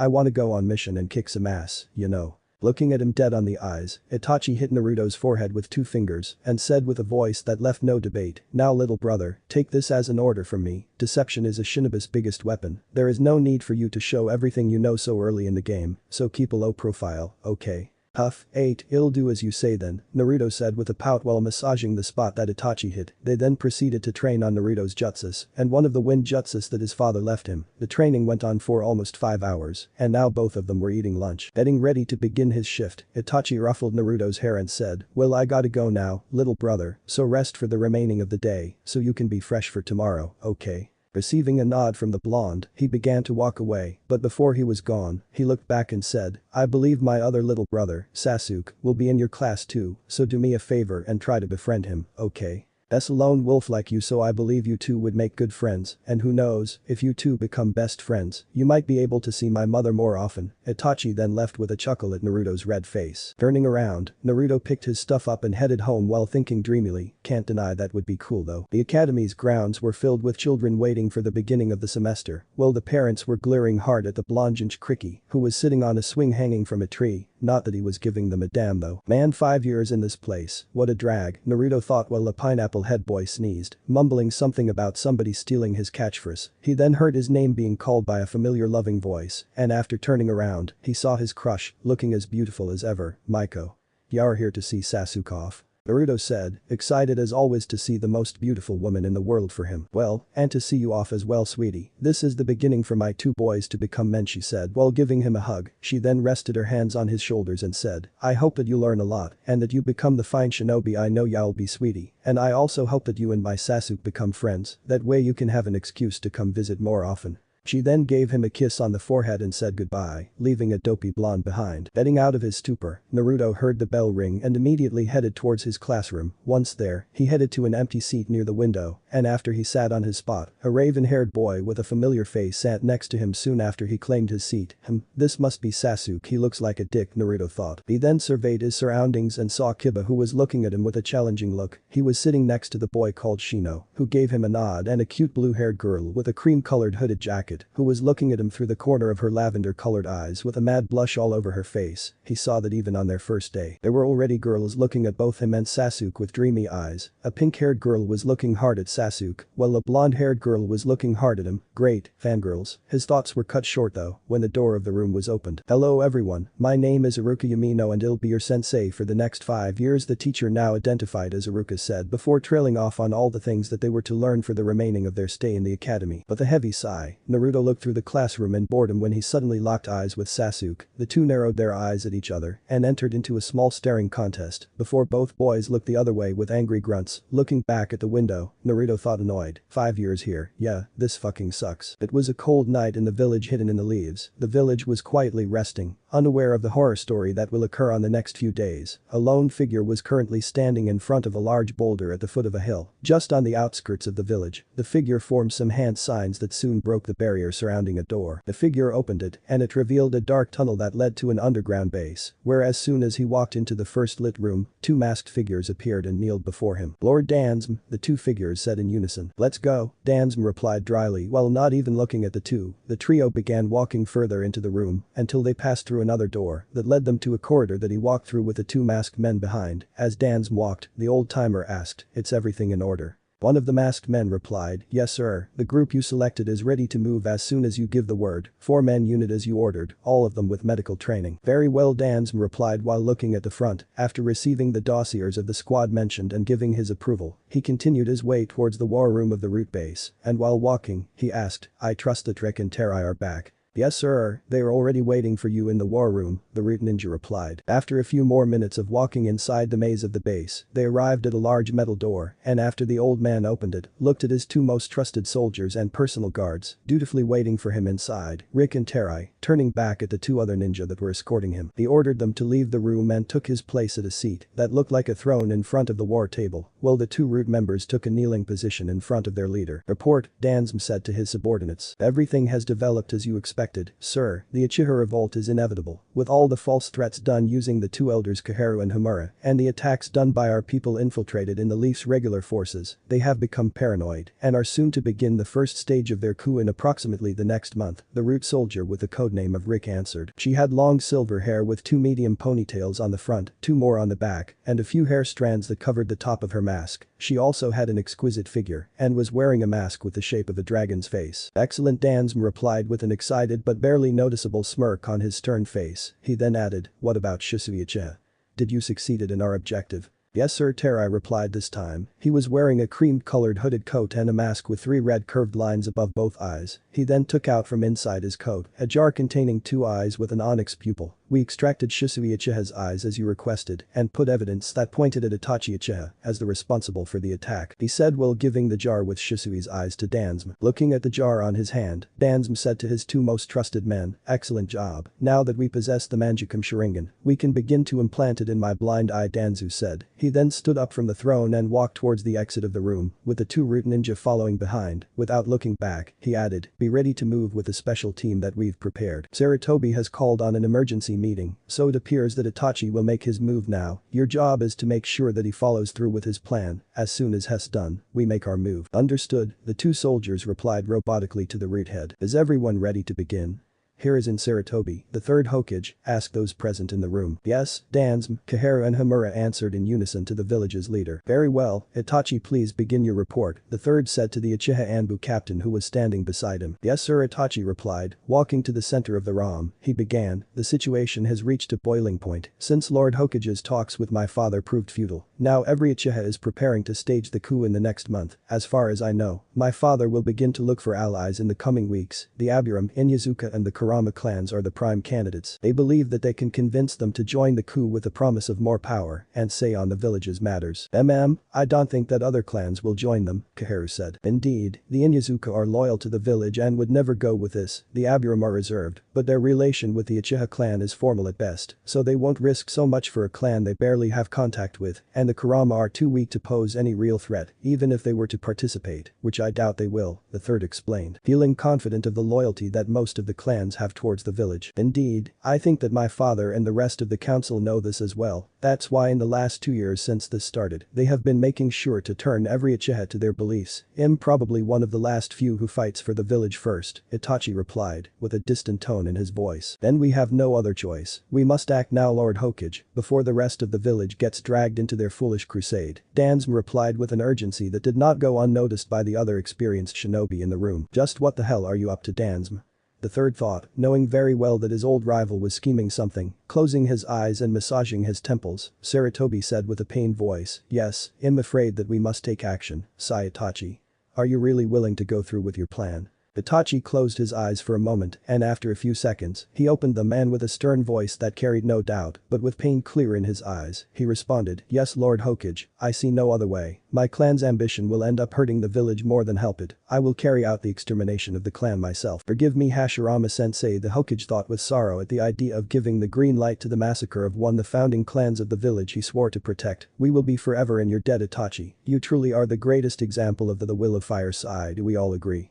The third asked to the elders. Yes, Himura said. Yes, Dansum said while hiding a devious smirk. No, but it doesn't matter anymore. The only thing I can ask you, Itachi, is that you do it as painless as you can, Kaharu said with a defeated voice. Yes, Elder Kaharu, they are my family after all, Itachi said with an expressionless face that hid the pain in his heart very well. He then continued, the only thing I ask of you is that Sasuke lives. I know that he can bring honor to the Uchiha again, and with the right people around him, he will bleed for this village as much as I did. Yes, Itachi, we will protect Sasuke and honor your sacrifice to the very end, the Hokage said with a sad smile to the Uchiha before continuing, then it's settled. Take this days to take care of anything that you may have unfinished. You will act in 1 week from now. He looked at the elders and called the meeting to an end, with the elders leaving after a thank you to the Uchiha, leaving Itachi alone with the Hokage. Hiruzen, Itachi said, using his name as a signal that he wanted to ask something as a regular man, rather than a ninja under his command. The third understood and nodded at him to proceed, so Itachi said, Naruto, Sai knowing him, he will come demanding for answers. He's smart, so it won't be easy to fool him with the explanation of me just doing it to test my power. He cares deeply for my mother as well, so he will dig into this as much as he can to find the truth, so please, find some way to stall him until we meet again. I will try to delay as much as I can the movements of the Akatsuki, but we'll eventually meet, and when we do, he'll tell him the truth. His eyes were starting to show the pain he was feeling for doing this, but he quickly pushed those feelings aside, knowing that it was worth it. Are you truly willing to bear the hatred of both of your little brothers for that long?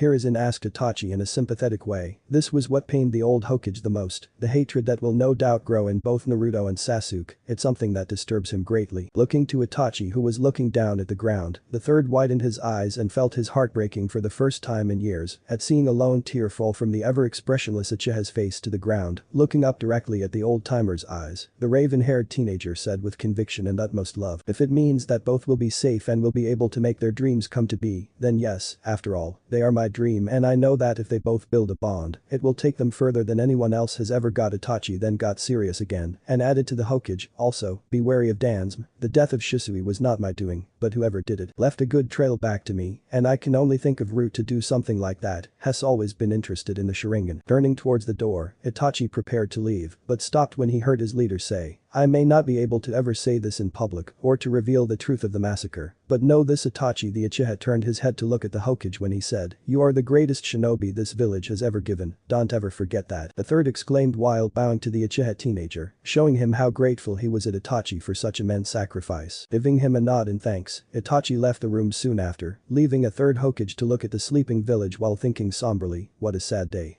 Alright, that's enough, now let's see, Iruka said to Sasuke and Naruto, who were currently in the middle of a taijutsu spar, looking at the board on his hands. Yamino claimed while looking at Sasuke, well Sasuke, in your ninjutsu you scored a 10, in accuracy with kunai and shuriken, you scored a 9, and in taijutsu you scored a 7, good job Sasuke. Sasuke only grunted in response among the cheers of his fangirls, who were eagerly proclaiming him to be the best. He was paying them no mind however, since his mind was thinking with annoyance, damn it.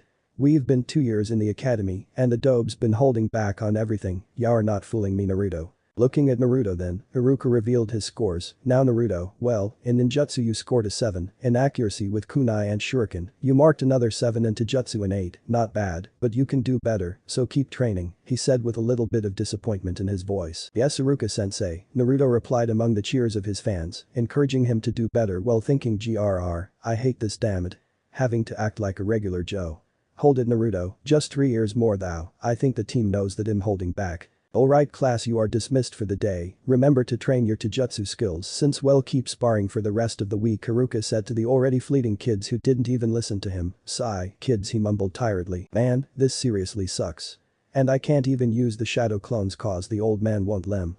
You need to be there to spend some time with people of your age, Naruto said to himself with a mock voice of the third Hokage. Indeed, it's been 2 years since our favorite rap-loving knucklehead entered the academy and it's been boring. The fact that he cannot show them what he can really do and must hold back on everything to not catch everyone's attention just makes it worse. He used shadow clones once, but the third forbade him to use them so he could spend time with kids like him, since the only people he ever interacted with were grown-ups. Man, I'm sure that only Sasuke would give me a run for my win. Everyone else mostly suck, he muttered angrily. His rant was interrupted however, when a low roar coming from his stomach broke him out of his thoughts. Wacha said.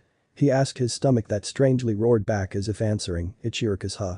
Well, if you insist, he replied happily, not paying any mind to the freaked out looks from the villagers around thinking he was talking to the 12 wings. He kept walking until he found a small stall that he approached and proceeded to move the curtains that stopped the dust from entering. He then sat on one of the bar stools and screamed, hey old man.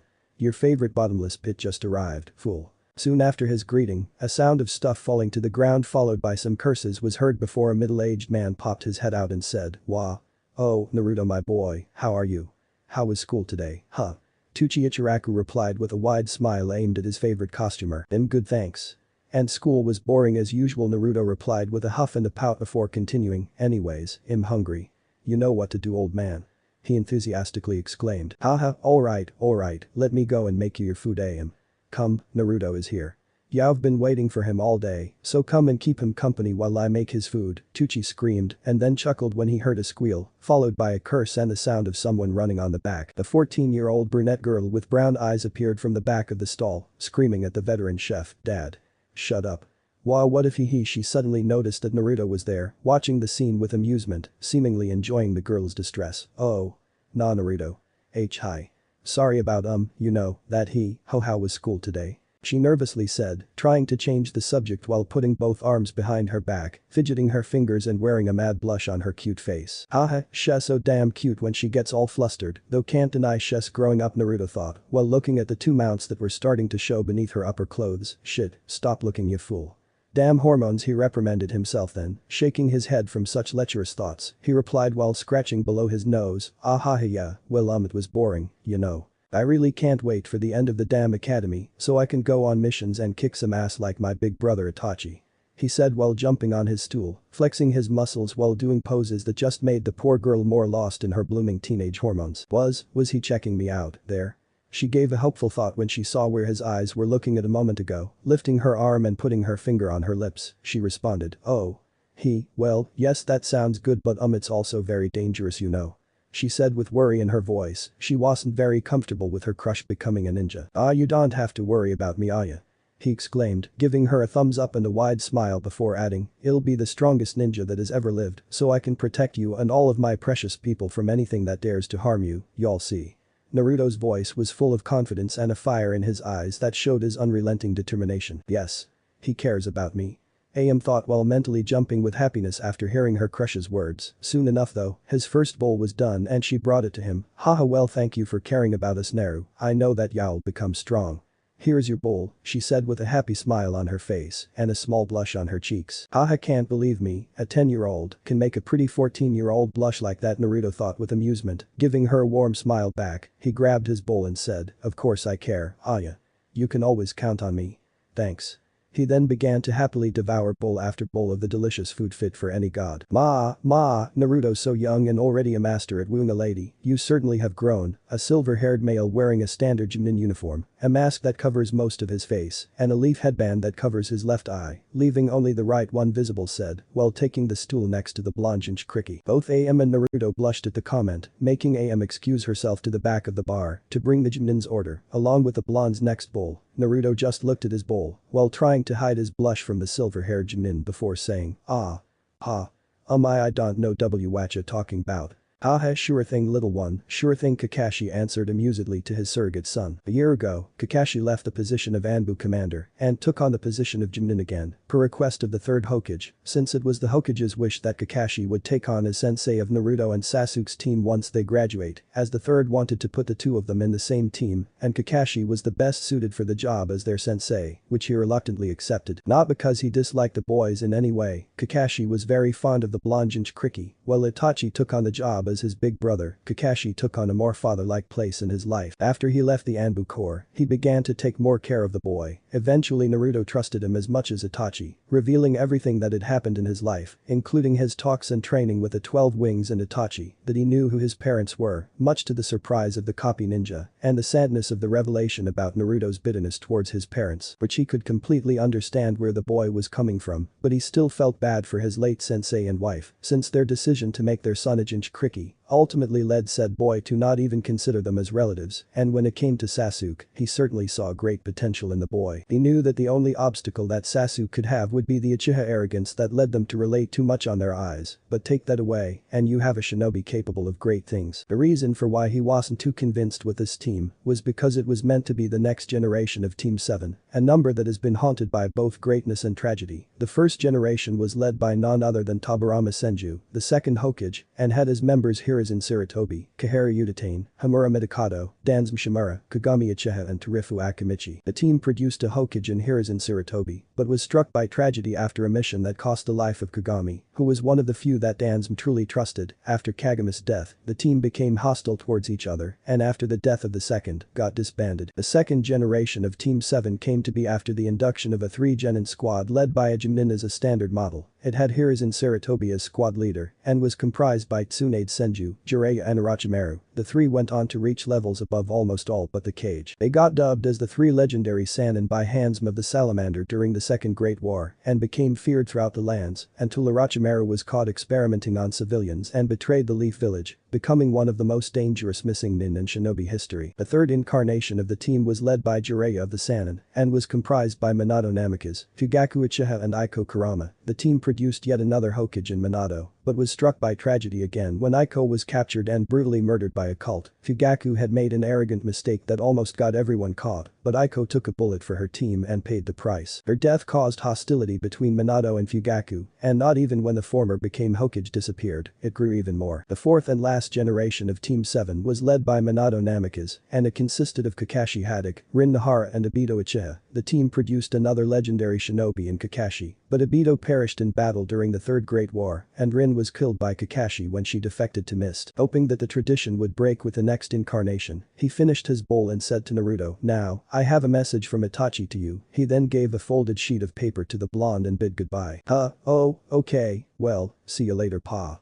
The Jinchuriki replied to his father figure before he opened the sheet and read it. "Hey little brother, listen, I'm gonna have to cancel the next 5 days of your training with me. I have a mission so I won't be around, but I'll see you on Saturday, so use this days to rest and spend some time with your friends or my mother. Don't get all lazy on me brother." Oh man. This sucks. Well, I better find something to do. Spending time with Maiko does sounds good, Naruto thought with a mad blush before paying for his food and saying his goodbyes to a blushing teenage girl and her amused father. He then headed to his apartment while thinking, maybe a prank spree.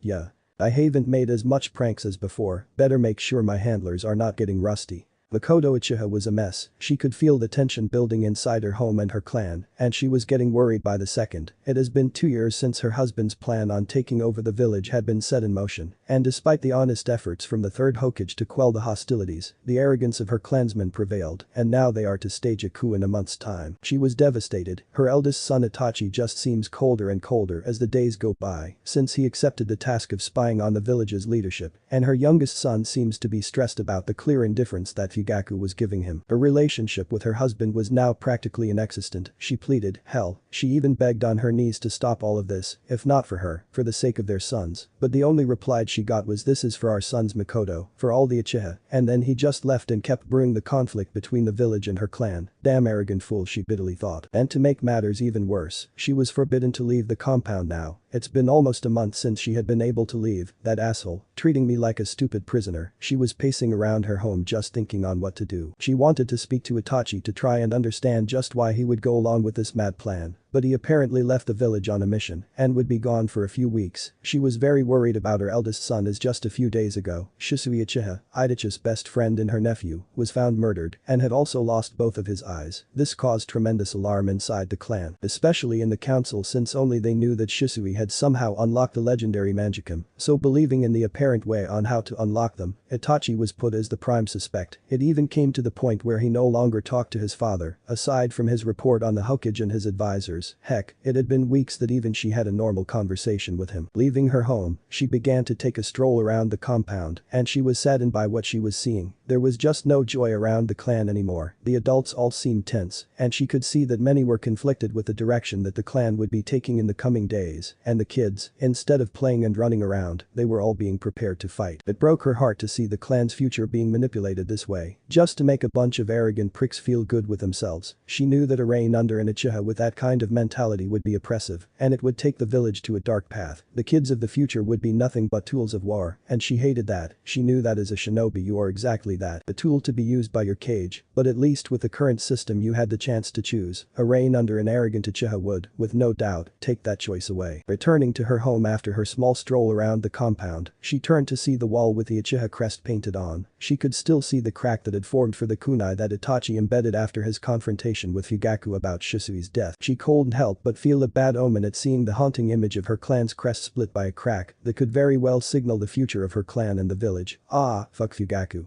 I'm taking a walk around the village tomorrow. Whether he likes it or not, Makoto thought in frustration before she headed to her now personal room to turn in for the night. Naruto woke up with a weird feeling in his gut. He could feel that Itachi has been troubled by something for the last few weeks. The fact that it has been almost a month since he last saw Makoto just made him feel even more uneasy at the thought that something might be happening to her or her clan. Stepping out of his shower, he dried his hair and had a quick glance at his reflection on his mirror. He was somewhat shocked though when he saw that his hair was losing its natural color. He hadn't noticed since he usually carries the Jinjutsu on his hair to hide its glow. But now he could see that his usual bright yellow hair was paler, like the Yamanaka's. It still had the glow, but it was paler as well. Pushing that thought to the back of his mind for now, he put the Jinjutsu on again and headed to his kitchen table, where he grabbed a bowl and poured some cereal in to dig in. Oh yeah, he eats something more than ramen now, since he began his training with Itachi and the 12 Wings. Both made him eat more than just ramen, so he could have all the proteins he needed in his body. He complained at first, but eventually gave in. After finishing his breakfast, he cleaned the dish and walked to his room to put on his normal attire. Stepping out of his apartment, he walked aimlessly around the village while thinking,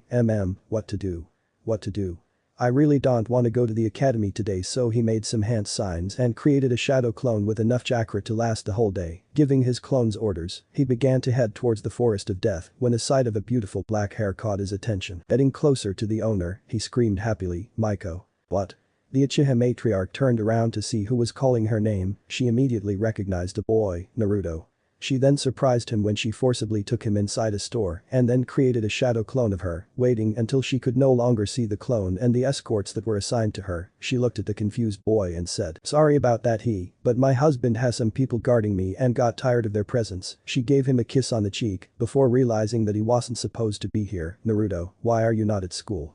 She said in a motherly tone. Holding the cheek that was kissed, he shook his head and scratched below his nose before replying, haha why yeah well I didn't want it to go today, so I made a shadow clone and sent it on my behalf so I could go and have my own training. He nervously laughed while rubbing his scruff. Shadow clones?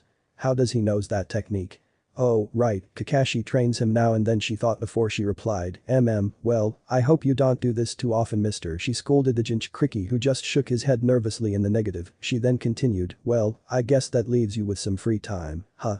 Getting a positive nod, she added, well then, come. Let's go and catch up. The two headed to a clearing behind the village's training grounds where they sat near the river after arriving and began to catch up with each other, Naruto asking with concern over the fact that he hadn't seen her for almost a month. She waved of the concern, saying that she was just busy with clan problems, which was partially true. While talking though, she realized just how much the little blonde meant to her, and it just pained her more to think that if the coup were to take place, he, as a Jinchuriki, would be a big target for both sides to use as their trump card. Damn it, if that comes to be, I'll might have to choose whether to protect him or my sons. The thought of her having to leave the boy alone on his own devices in order to protect her sons just made her heart break more if it was even possible. It made her arrive to the conclusion that she might need to take her distance on the boy so she could focus solely on protecting her sons. I'm so damn pathetic and weak, damn it.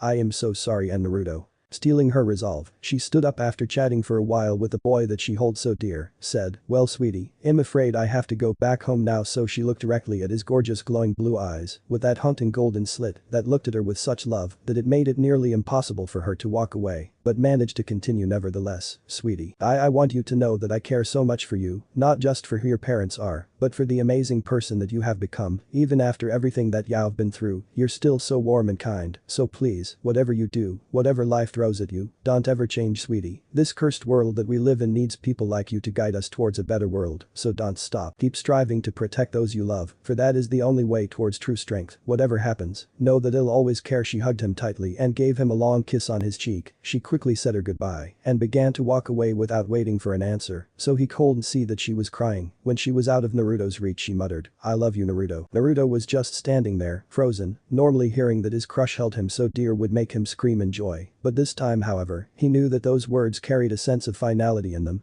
Why she sounded so sad, and why did it sound like a final goodbye? He slumped to the ground and just stared at the spot where she just head off and sadly thought, "Maiko. Damn it. Just what the hell is going on?" Naruto thought with frustration after his talk with Mikoto, who only left him more confused due to her words and her depressed demeanor. Sighing heavily, he mentally asked the dragon, "Hey Eric. You can also feel that something weird is going on, right?" His sensor abilities are expanding well. "I see," the mighty beast thought before answering. "Yes, hatchling. There is indeed a heavy tension growing around your village, and the conflicted emotions of both Itachi and that woman you like means it might have something to do with those damned Uchiha," it answered, with its ever-present anger towards the Uchiha. To this date, Naruto still doesn't know why it hates them so much. The only ones it seems to refer to in a calm way are Itachi and Mikoto, and whenever he asks why so much hate towards them, it only replies that the time for all his questions to be answered was close, irritating the blonde more. "I knew it," Naruto thought with exasperation, "but why none of them tells me anything? Maybe the old man knows what's up." He then headed towards the Hokage tower, intending to figure this mess out. Arriving in his usual style by jumping through the window, he was surprised to see that for once, the old man was not reading his usual small book, but he frowned after seeing that he too looked troubled by something. Thinking that it wouldn't hurt to ask, he made his presence known and said, "Hey old man. How's it going, huh?" Getting out of his stupor, the third Hokage looked to the sound to see his surrogate grandson leaning against the window frame, giving him the best smile that he could muster at the moment. He replied, "Ah, Naruto my boy. Good son, everything is alright. How about you? How's the academy been for you? I've heard that you've made a good job with keeping a low profile." Giving the Hokage a huff, with a pout he replied, "Yeah, and it sucks. Having to act like if I could only do so much just makes being in a place learning stuff that I already know more unbearable, you know," he said heatedly, with a verbal tick that made the third remember a fierce red-headed female. "And you know what?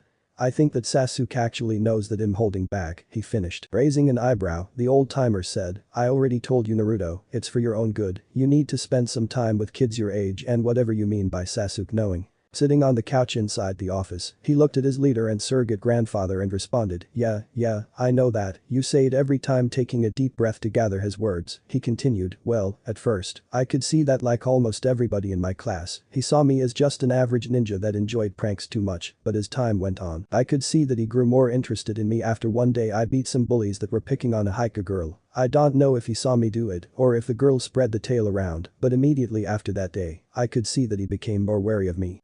Well, I don't think it will matter if he finds out, as long as he is your friend and doesn't go around telling, then I don't see the problem," the third said, while filling his pipe with tobacco. "Well, that's the problem, he ain't my homie, Homs," Naruto said, standing up and opening his arms while tilting his head to the side. Blinking in confusion, the third said, What? My friend, yo old timer.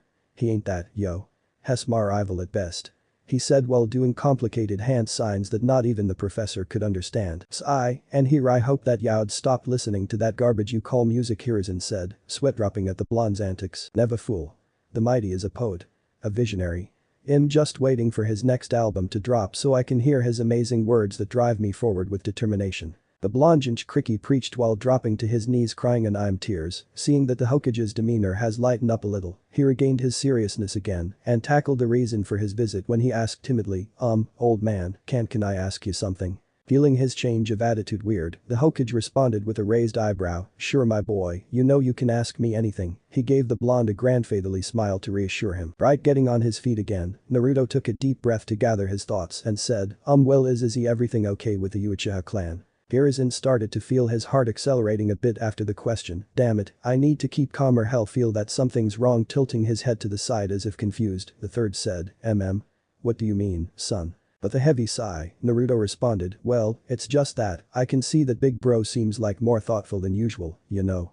And Makoto, well, I just talked with her, and she seems so sad and like lost or something, plus the ambience around the village, feels like heavy. Naruto responded with sad eyes looking down at the floor, all the while thinking about Makoto and what she had said to him just hours ago. Well, Itachi was right, he is very good at sensing people's emotions. I need to keep him occupied with something, trashing his brain around for ideas. Hiruzen suddenly came up with something and said, oh well, the Uchiha are a powerful and big clan my boy, so problems are something that regularly occur, but about Itachi and Makoto's behavior. I would guess that Itachi's troubled by Shisui's death just 3 days ago, and I guess that Makoto is just worried for her son. What? Shisui-sensei is dead, Naruto screamed. Since Shisui was Itachi's best friend, Naruto obviously knew who he was. He used to pop up occasionally during his training with Itachi, and sometimes he was trained by Shisui whenever Itachi wasn't available, so hearing about his death hit him like a meteor. Yes Naruto, I guess Itachi called and tell you because he had to leave on a mission immediately. I'm sorry, I know that Shisui was a good friend to you, as well, the third said with pain at seeing his adoptive grandson's hurt eyes at the news. I just hope he is able to endure what's coming. I know he'll move on, but the hatred that will grow for Itachi could lead him or Sasuke to a dark place, Hiruzen thought with regret. I see, Naruto responded with a small tear running down his cheek, looking at the ground for a few seconds. He looked back at the Hokage and said, I guess that could be it. After a heavy sigh, the old Sarutobi said to Naruto, I know it hurts Naruto, but the people that leave this world keep watching over us every day. The important thing is to never forget the things that made us care for them and carry on with our lives to honor them. Seeing that his words helped to bring the blonde's mood up a bit, he requested, hey Naruto, could you do me a favor? Squinting his eyes, confused as to what could the most powerful man in the land of fire ask of him, he replied, sure I guess, what is that you need, old man? Well, you see, my grandson, Konohamaru, has been pestering me for training, has 6 years old, and doesn't seem to understand that he still needs to wait 2 years to enter the academy. But I thought that since you began to train at the age of 5, you might be able to help him with the basic stuff so he can stop ticking me off all day about it. What do you say? The professor said with a smile. Putting his finger on his chin, Naruto gave it some thought and saw that it cold and hurt, so agreed, well, sure, why not, it'll teach the brat some stuff. Good, thank you son, who knows, maybe you can even find a future apprentice in him. Now here, Sarutobi said with a smile, while writing down something on a small paper. He lives with my son Asuma, here's his address, stop by tomorrow after school and you can begin. Then, I'll better get going to prepare what I'll teach him. I have the week off after school, since big bro is out on a mission, so I can teach him some stuff before he comes back. He kept the sheet in his pocket and headed towards the window, saying before jumping out, well, I see you around, old man, bye.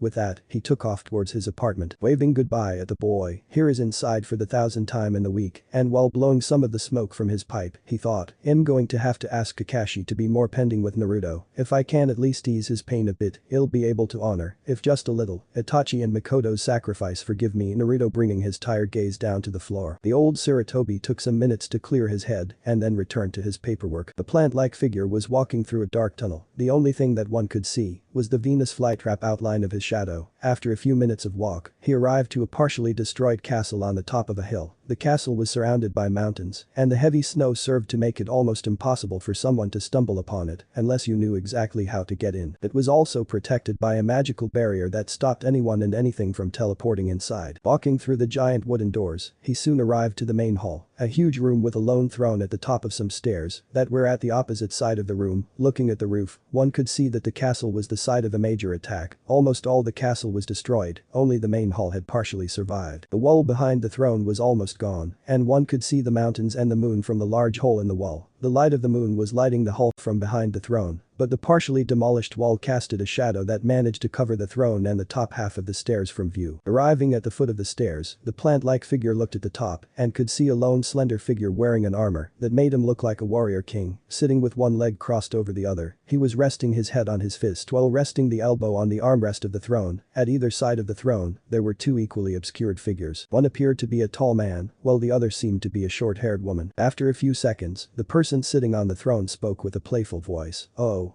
Kukuku Zetsu, my boy. I trust that everything is going according to our evil plans. He moved his fingers excitedly. Yes, everything is moving as you planned. What it seemed to be like a black half of the figure said before the white half continued. Toby is already with Itachi, the massacre will soon take place. Ah. Good, good, good. Itachi might be a wild card, but he is important to our plans, make sure that he accepts the opportunity in Akatsuki Kukuku, the man ordered. Yes, but what if he betrays the Akatsuki? The black half asked. Giving a childish laugh, the mysterious man replied, ah. Well, I couldn't care less, dear boy. Toby is interested in him, and to stop that fool from doing something stupid, we need to throw a candy at him so he keeps in line. The Akatsuki are means to an end, and so is Toby, but in the meantime, they need to stay focused, and those stupid vengeances and wishes of grandeur will only waste more time. The strange man then chuckled and added, finally we have all the things we need, so we must begin our moves now. He finished with a serious tone that countered his previous attitude. Yes, we understand, well take our leave now, Zetsu replied before turning to exit the castle. After disappearing from sight, the female asked, so, are we making our move now? Oh, no my dear, not just yet, we'll let our little friends have their fun for a while, once they've accomplished their goal. We move Kukuku, the man on the throne said, giving a playful laugh at the end while thinking, it's almost time granny, almost. Stupid school, stupid kids, stupid teachers, Naruto mumbled while making his way to the Hokage's grandson's house. Seriously, I'ma lose my shit soon son. Shaking his head from his frustration, he arrived at the Sarutobi compound and began to search for the right house. 8, 12, 13, 14, 15 There, 16, this gotta be the place. Knocking on the door, he gave a quick lace around the compound and thought, I thought the place would be bigger, even having a Sarutobi as Hokage. The clan doesn't seem that powerful outside the old man his thoughts were then cut short after the sound of the door opening was heard. The bronze-skinned man with black spiky hair and beard opened the door and said, oh, Naruto, I take it you're here for Konohamaru, right? Getting a nod in response, he added, alright, let me get him for you. He turned around and left for the back of the house. After a couple of minutes, Asuma reappeared along with a small boy wearing a yellow shirt with a leaf symbol on the front. He had a long blue scarf and a skullcap that only left a mesh of his brown hair out. He was whining that he needed no one to get strong. So just give it a try, okay Kono? Naruto is strong, so you'll learn a lot from him, and when you enter the academy you'll have no problem, Asuma said before pushing Konohamaru out of the house. Naruto then grabbed the boy's shoulder and flickered out of the compound before he could whine more, leaving a stunned Asuma behind to think, what the? I know the Kakashi trains the boy occasionally, but he already knows the body flicker. That's impressive. Arriving at the middle of the forest of death, Naruto appeared on a puff of smoke while grabbing a stunned Konohamaru, but since he didn't wanted to acknowledge anybody, much less this blonde, he freed himself from his grip and said, huff, if you think that you've impressed me with that simple trick, you are wrong. I already told Uncle Asuma, I don't need anybody's help. I'll defeat the old man by myself and I'll take the Hokage position so that everybody respects me. Geez, is like looking at myself when I was younger, the blonde Uzumaki thought with a drop of sweat on the back of his head. He then crossed his arms and said with an incredulous look, oh, really now? Think you can take the geezer down on your own, huh? Pointing at Naruto, Konohamaru said, for sure. The old man stands no chance against me. Taking a few steps away from Konohamaru, Naruto took a fighting stance and said, well then, if you are so sure, then come at me, let's see if you can bite as hard as you bark, little boy. He was trying to make the boy lose his temper while doing a come here hand gesture. The taunt definitely worked since the boy got red out of rage and screamed, I'm not a little boy. He'll show you. Konohamaru ran straight at Naruto trying to land a punch, at which Naruto just sidestepped without any problems. Taking the opportunity, Naruto quickly crouched behind Konohamaru and said, let me show you the most horrible forbidden jutsu of our village. He closed his hands together with only the index and middle fingers pointed directly at Konohamaru's ass and said, Hidden Leaf Secret Finger Jutsu. 1000 years of death. Using chakra to enhance the strength of the attack, he shot his fingers forward and successfully inserted the technique into Konohamaru's bottom, making him scream in pain, thinking that nothing could be more painful than what had just happened to him. Crashing a few meters away from Naruto, Konohamaru quickly began to rub his butt and with some tears in his eyes, screamed, hey. That hurt. What the hell was that? That was me teaching you that you are not strong enough to beat the old man as you say, Naruto said while walking towards him. That's not true. It was just a fluke. The small boy heatedly responded, still rubbing his sore butt. With a heavy sigh, Naruto crouched in front of the Sarutobi boy and said, Konohamaru, why do you want to be Hokage? Feeling a little confused by the sudden question, Konohamaru quickly jumped to his feet and said while pointing at Naruto, easy. So everyone will acknowledge me as Konohamaru and not as the honorable grandson. Massaging his temples, Naruto retorted, do you even know what a Hokage does? Of course. They are the strongest of the whole village and fight only the best. Konohamaru said eagerly. Konohamaru, do you have people you love? Naruto said. What? Well yes. The old man and Uncle Asuma. The boy responded. And do you want to protect them? Naruto asked quickly after the boy's response. Obviously. Konohamaru said, not seeing where this was going. Well then, that'll make it easier for you to get this into that thick skull of yours, Naruto said, laughing after seeing the taunt working and making the boy angry while thinking, haha, yup, just like me. He got closer to Konohamaru and put his hand on the boy's shoulder saying, Kono, a Hokage is someone that protects the village with every drop of sweat he or she's got. To be Hokage you don't only have to be the strongest around, you have to be compassionate, wise, just, you must always see for the good of every person in the village, you must love the leaf with everything you've got. Kono, your reasons to be Hokage are completely selfish, you want to do it for yourself, not for the common good. Being Hokage is being the most selfless person in the village, for you will always have to put the common good before your own desires sometimes, even your own family, he said with bitterness at the last part of his speech. Looking at Naruto with awe and a few tears in his eyes, Konohamaru whispered, "Ho, how would you know all that?" Patting the boy's head, Naruto replied with a chuckle, "Because I was just like you." Earning a surprised look from the boy, continuing, he added, "Yeah haha, I had the same dream for the exact same reason, until my big brother told the same thing I just did, and I finally understood what being Hokage truly meant, taking some steps away from the odd boy." He gave Konohamaru a confident smirk and asked, "So what do you say, Kono, are you willing to work your ass off so you can become a true Hokage? There are no shortcuts for that, y'all sweat, cry and bleed to get there, but if you truly want that, then I have no doubt that one day, y'all take the hat from me." Wiping what was left of his tears, Konohamaru gave Naruto a wide smile and said with confidence and fire in his eyes, "You got it, boss. I promise that I will work harder than anyone.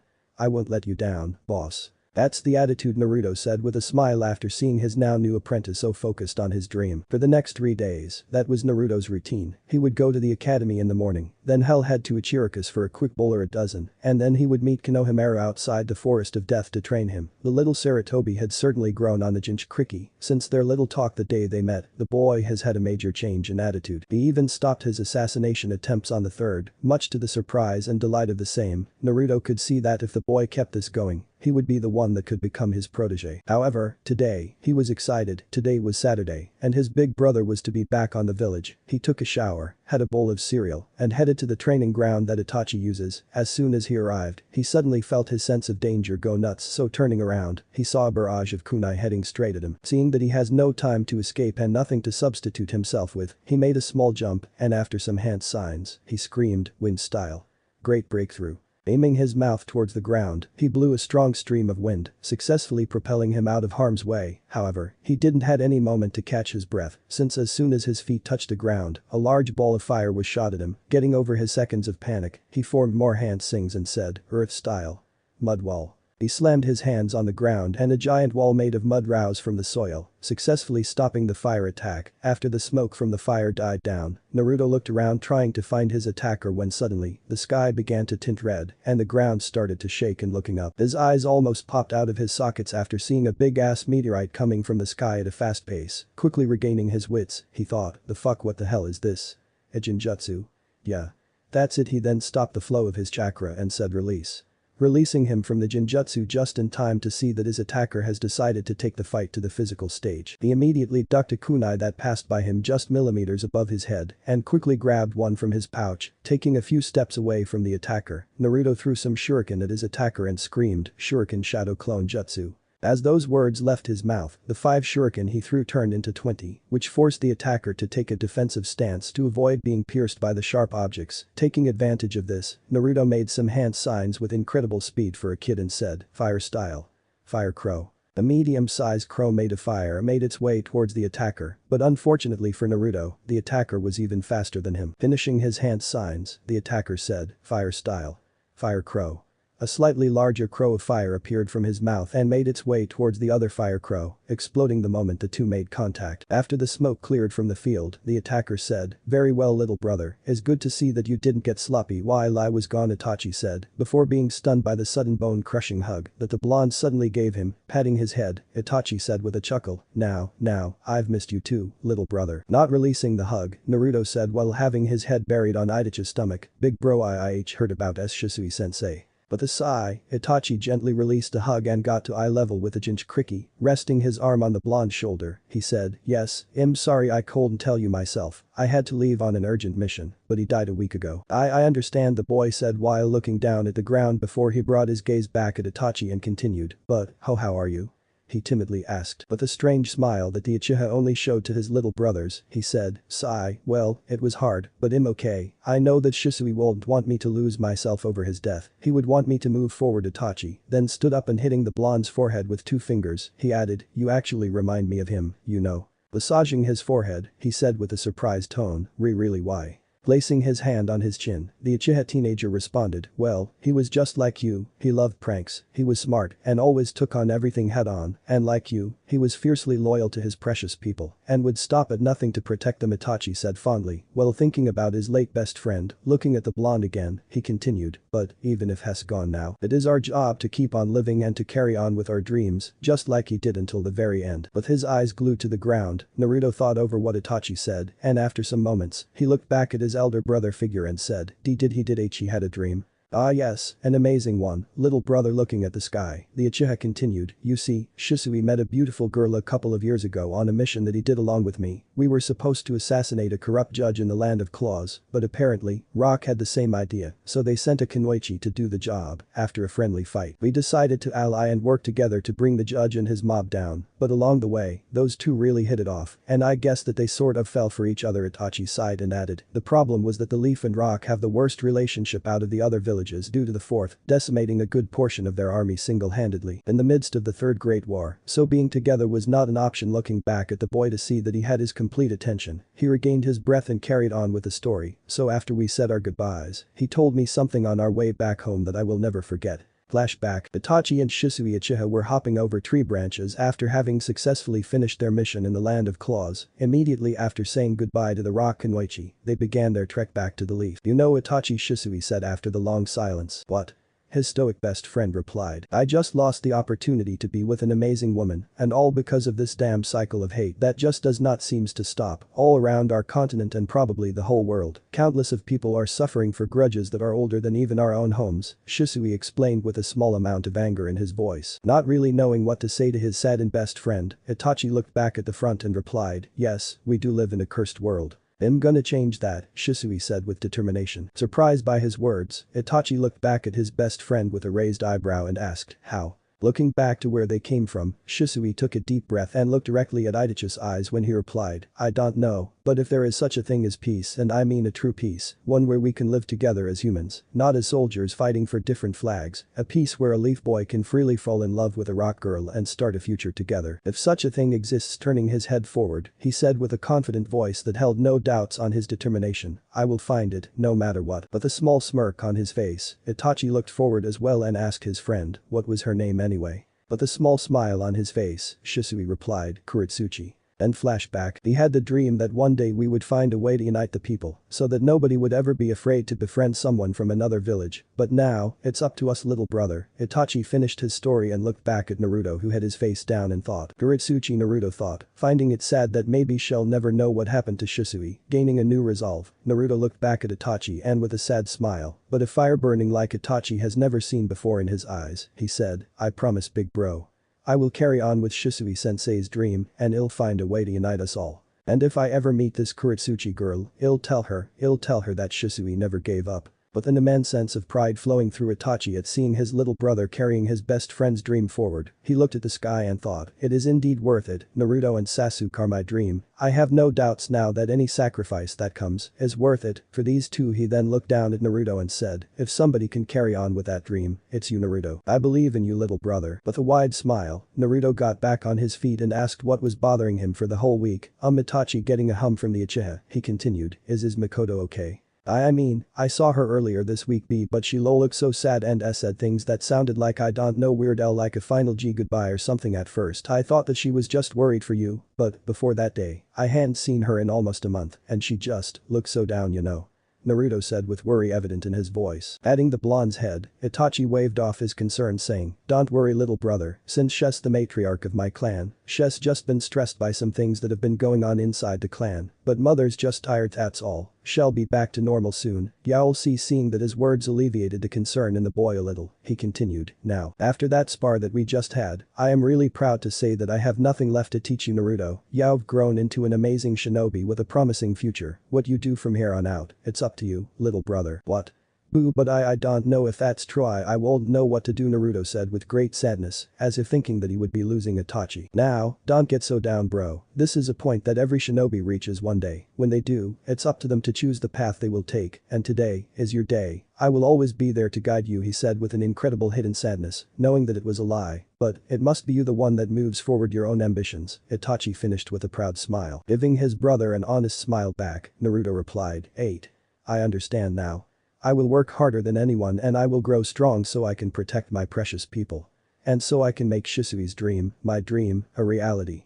His determination and conviction were back strong after hearing those words, relieving his elder brother. That's my brother, Itachi said proudly to the blonde. They spent the rest of the day talking and fooling around until eventually they had to take their separate ways. After a few minutes of saying goodbye to the blonde, Itachi thought, your path begins tomorrow, little brother, whatever life throws at you, including what I'm about to do, I know that you'll endure. The next day, Naruto woke up feeling uneasy. He had a nagging feeling that something wasn't right. He could feel it everywhere. As he walked through the village, he could see that every shinobi was feeling uneasy as well. Something big was about to happen and he knew it. What is this feeling? Naruto thought while walking down the road that leads to Ichiraku's. Arriving at the ramen bar, he sat on his usual stool and said, hey. Somebody here. Soon enough, Tuchi Ichiraku appeared from the back of the bar and said with a smile, ah. Naruto, it's good to see you, my boy, the usual. Receiving an affirmative nod from the blonde, he began to make his food when he heard Naruto saying, hey old man. Do you feel that something's weird? Naruto asked while scratching his cheek. Looking thoughtful at first, the ramen cook kicked his rusty ninja skills on again and could feel that the blonde was right. There was indeed something heavy on the air. Now that you mention it, yes, the air around the village seems heavier, the veteran chef replied, putting the bowl of ramen in front of Naruto. With a frown, Naruto took the bowl and said between slurps, I knew it. Just what the hell is going on? Taking a thoughtful stance, the old chef replied, I don't know, my boy, but be careful, just in case. Yeah, I will. He finished his bowl and with a goodbye to the Ichiraku, he left the stand to look around and see if something was amiss. He couldn't find anything though. The third was not in his office today, since usually on Sundays he would always do his work at home. He even searched for the girls he knew. Hana was out on a mission, so he couldn't task her anything. But both Anko and Ikgao said the same, that they too feel that something was wrong. Ikgao was the best sensor in the Anbu Corps, and she said that she could feel that all the shinobi around the village too felt anxious, but apparently, no one knew what was causing it, and the Hokage hadn't given any alert or orders to be wary, so everything was just a big mystery. Naruto spent the rest of his day fooling around with Shikamaru and Shinji until their parents came to pick them up. He stayed in the park for a couple of minutes just looking at the stars and then headed home. When he arrived at his apartment, he took a bowl and made a quick dinner, and soon after a quick shower to refresh himself, headed straight to bed. Feeling incredibly tired for running around the village trying to figure out what was going on, he dozed off so hard that he couldn't feel that someone was inside his apartment. The figure walked stealthy towards the boy and then lifted the blonde's shirt. The figure then channeled some chakra into the seal on the boy's stomach, and after a few seconds, the figure felt his conscious being pulled into the seal. Opening his eyes, he could see that he was pulled into a forest with giant trees. It was a large forest, since it seemed to have no end wherever he looked at. But, he could hear waves hitting the coastline, and soon after, a deep divine voice. Uchiha, the voice could be heard coming from the same direction that the waves were coming from. Itachi then made his way towards the sound, and soon found himself looking at a beautiful sea, and as he looked up, he could see that the clouds were grey. But they didn't made the view sad. In fact, it made the ambience of the coast feel fresh and cool. Looking around, he saw a majestic beast. A beautiful 100 meters tall red dragon with black lines around its body. The dragon had 12 equally beautiful wings and was resting its giant head on its front legs. The beast seemed to be peacefully relaxing with the cool breeze of the shore when, without opening its eyes, the 12 wings said, you called, Uchiha. To be able to create such a beautiful place in your mind, you truly are amazing, little brother, Itachi thought before bowing to the dragon while saying, yes, thank you for accepting to speak with me, Lord Drake. Opening its giant eye in surprise, the mighty being said, well, you are certainly different from your clansman Itachi Uchiha, to be able to know my name. How did you know who I am, boy? The now identified Drake asked the Uchiha teenager with genuine surprise. Raising his head to meet the dragon's gaze, Itachi replied, well, I've always found interesting the subject of the tailed beasts and where they come from. The knowledge is scarce and their beginnings are unknown. But when you appeared, nobody knew what you were, so people labeled you as the 10th tailed beast due to your 12 wings. But I could see that you weren't that, and I was not the only one. Some people, to this date, still debate whether you are a tailed beast or not. Regaining his breath, Itachi sat on the cool sand and continued, but one day, I was sent on a mission at the border of the continent to recover some artifacts that a wealthy collector was interested in. Then, I happened to stumble upon a beautiful village like I've never seen before. It was clearly a village built by refugees from the western continent, since it is common knowledge that that continent is plagued by wars even fiercer than ours, so it is possible to find refuges in the border of our continent. But this happened to be a well-hidden village. Since the moment I stepped in, the people noticed me. They were only wary though, since I was a foreigner. But then I thought that if nobody in my continent knows who you are, maybe these people knew. Looking at the dragon, he saw that the dragon was intently listening to his tale, so taking a deep breath to continue, he added, "So, I headed to a bookstore and asked the clerk if he knew anything about the 12 wings. At first he was confused, but when I described you, he immediately knew what I was talking about and went to grab a book and gave it to me, saying that everything about you was in that book." Really now? And what did it say?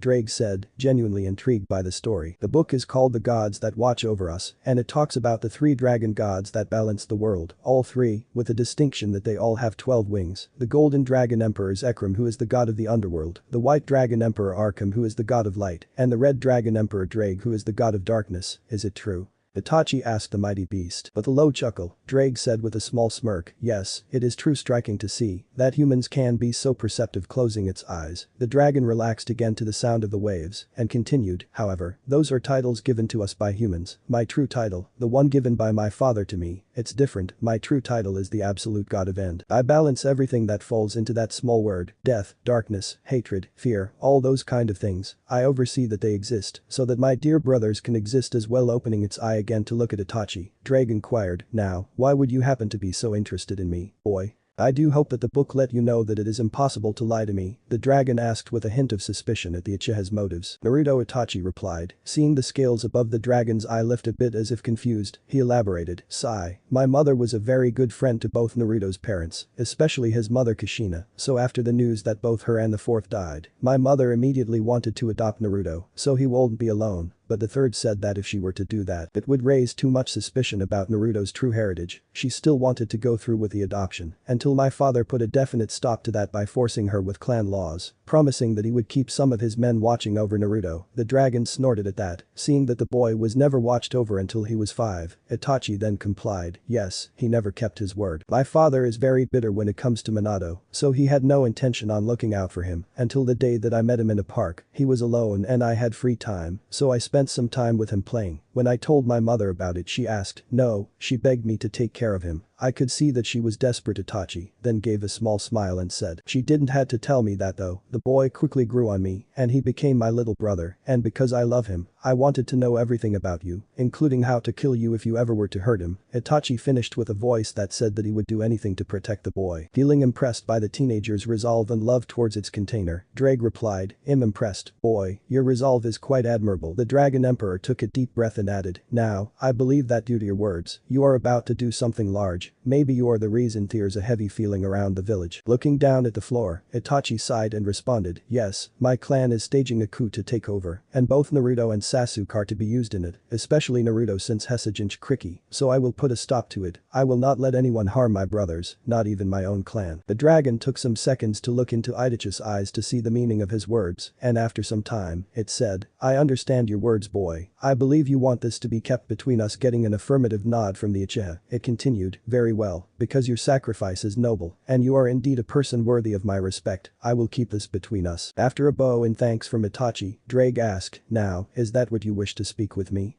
"No." Lord Drake getting on his knees, he bowed to the beast and said, "I came here to request 2 things of you." Seeing that the dragon thought over his words for some seconds, he got a nod to proceed and added, "Since I won't be able to be around Naruto for a while, perhaps never again if he ends up hating me, I won't be able to look out for him, so I wanted to know what your plans are for him." "Very well, however, this stays between us, boy. Naruto will know in a few more years when he is ready, understood?"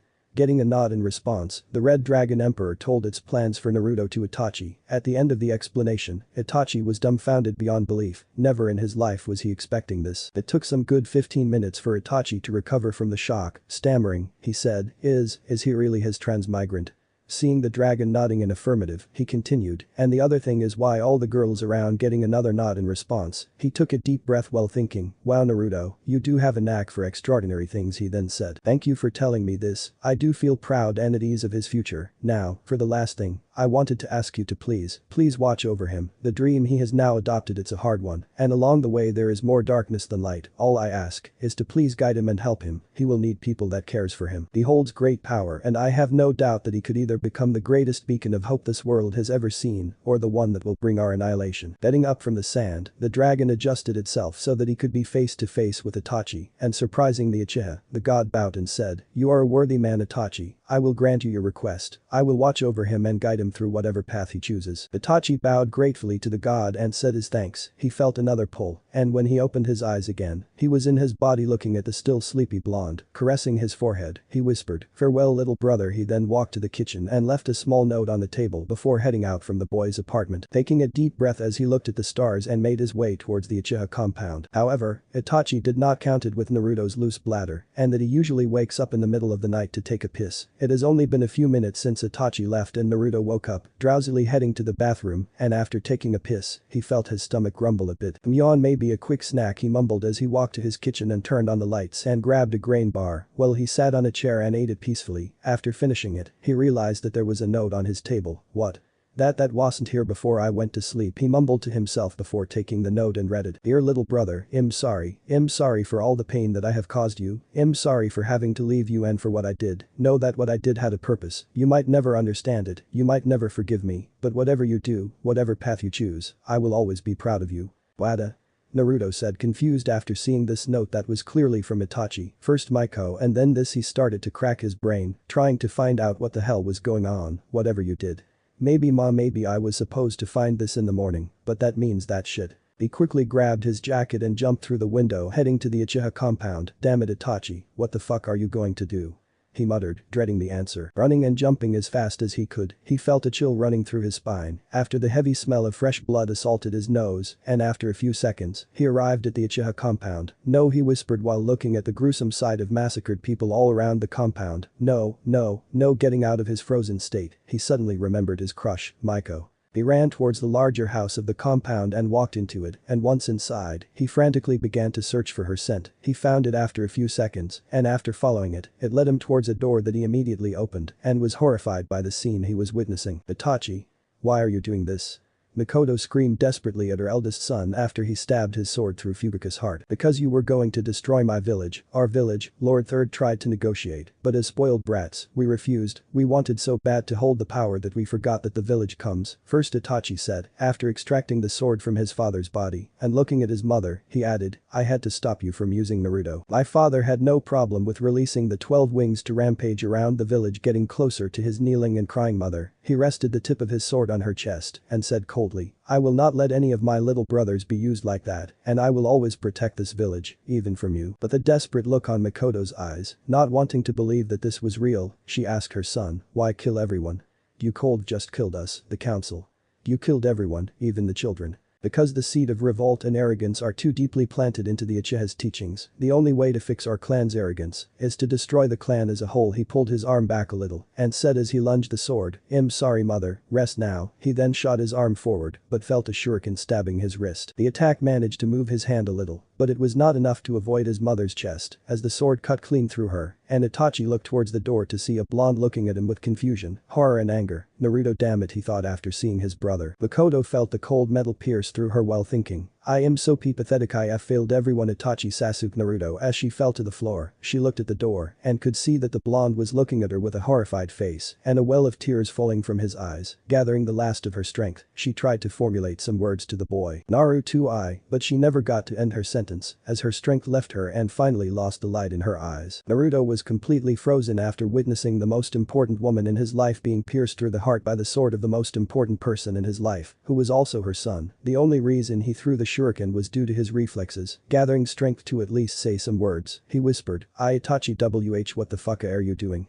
He looked at his older brother who could see that his normally glowing blue eyes were replaced by a neon red pupil with a golden slit that made him feel as if he was being judged by the Red Dragon Emperor himself. Naruto grabbed his kunai and screamed before lunging straight at Itachi. Why? Foolish little brother. While Naruto was incredibly fast, Itachi was still 10 times better in every department than Naruto. He prepared to dodge the attack while thinking, I'm gonna have to push him a bit more. Easily sidestepping the attack, Itachi used the hilt of his sword and hit Naruto on his back, sending him straight to the floor. Feeling the pain running through his body from the hit, Naruto weakly got on his knees to see the lifeless body of the woman he loved so much. Looking back at Itachi, he said with hate filling his voice, why? He saw Itachi's eyes turning into a pattern he had never seen, and before he casted his Tsukiyomi on him, he heard Itachi say for power, and then, he found himself looking at Itachi piercing Makoto's chest over and over again before everything went dark. Grabbing the unconscious boy, Itachi quickly flickered directly inside the third's house, before anyone could see that Naruto was there, startling the old man in the process. Itachi did something go WR Hiruzen cold and finish his sentence after he noticed the unconscious body of his surrogate grandson. He then asked with worry, what happened?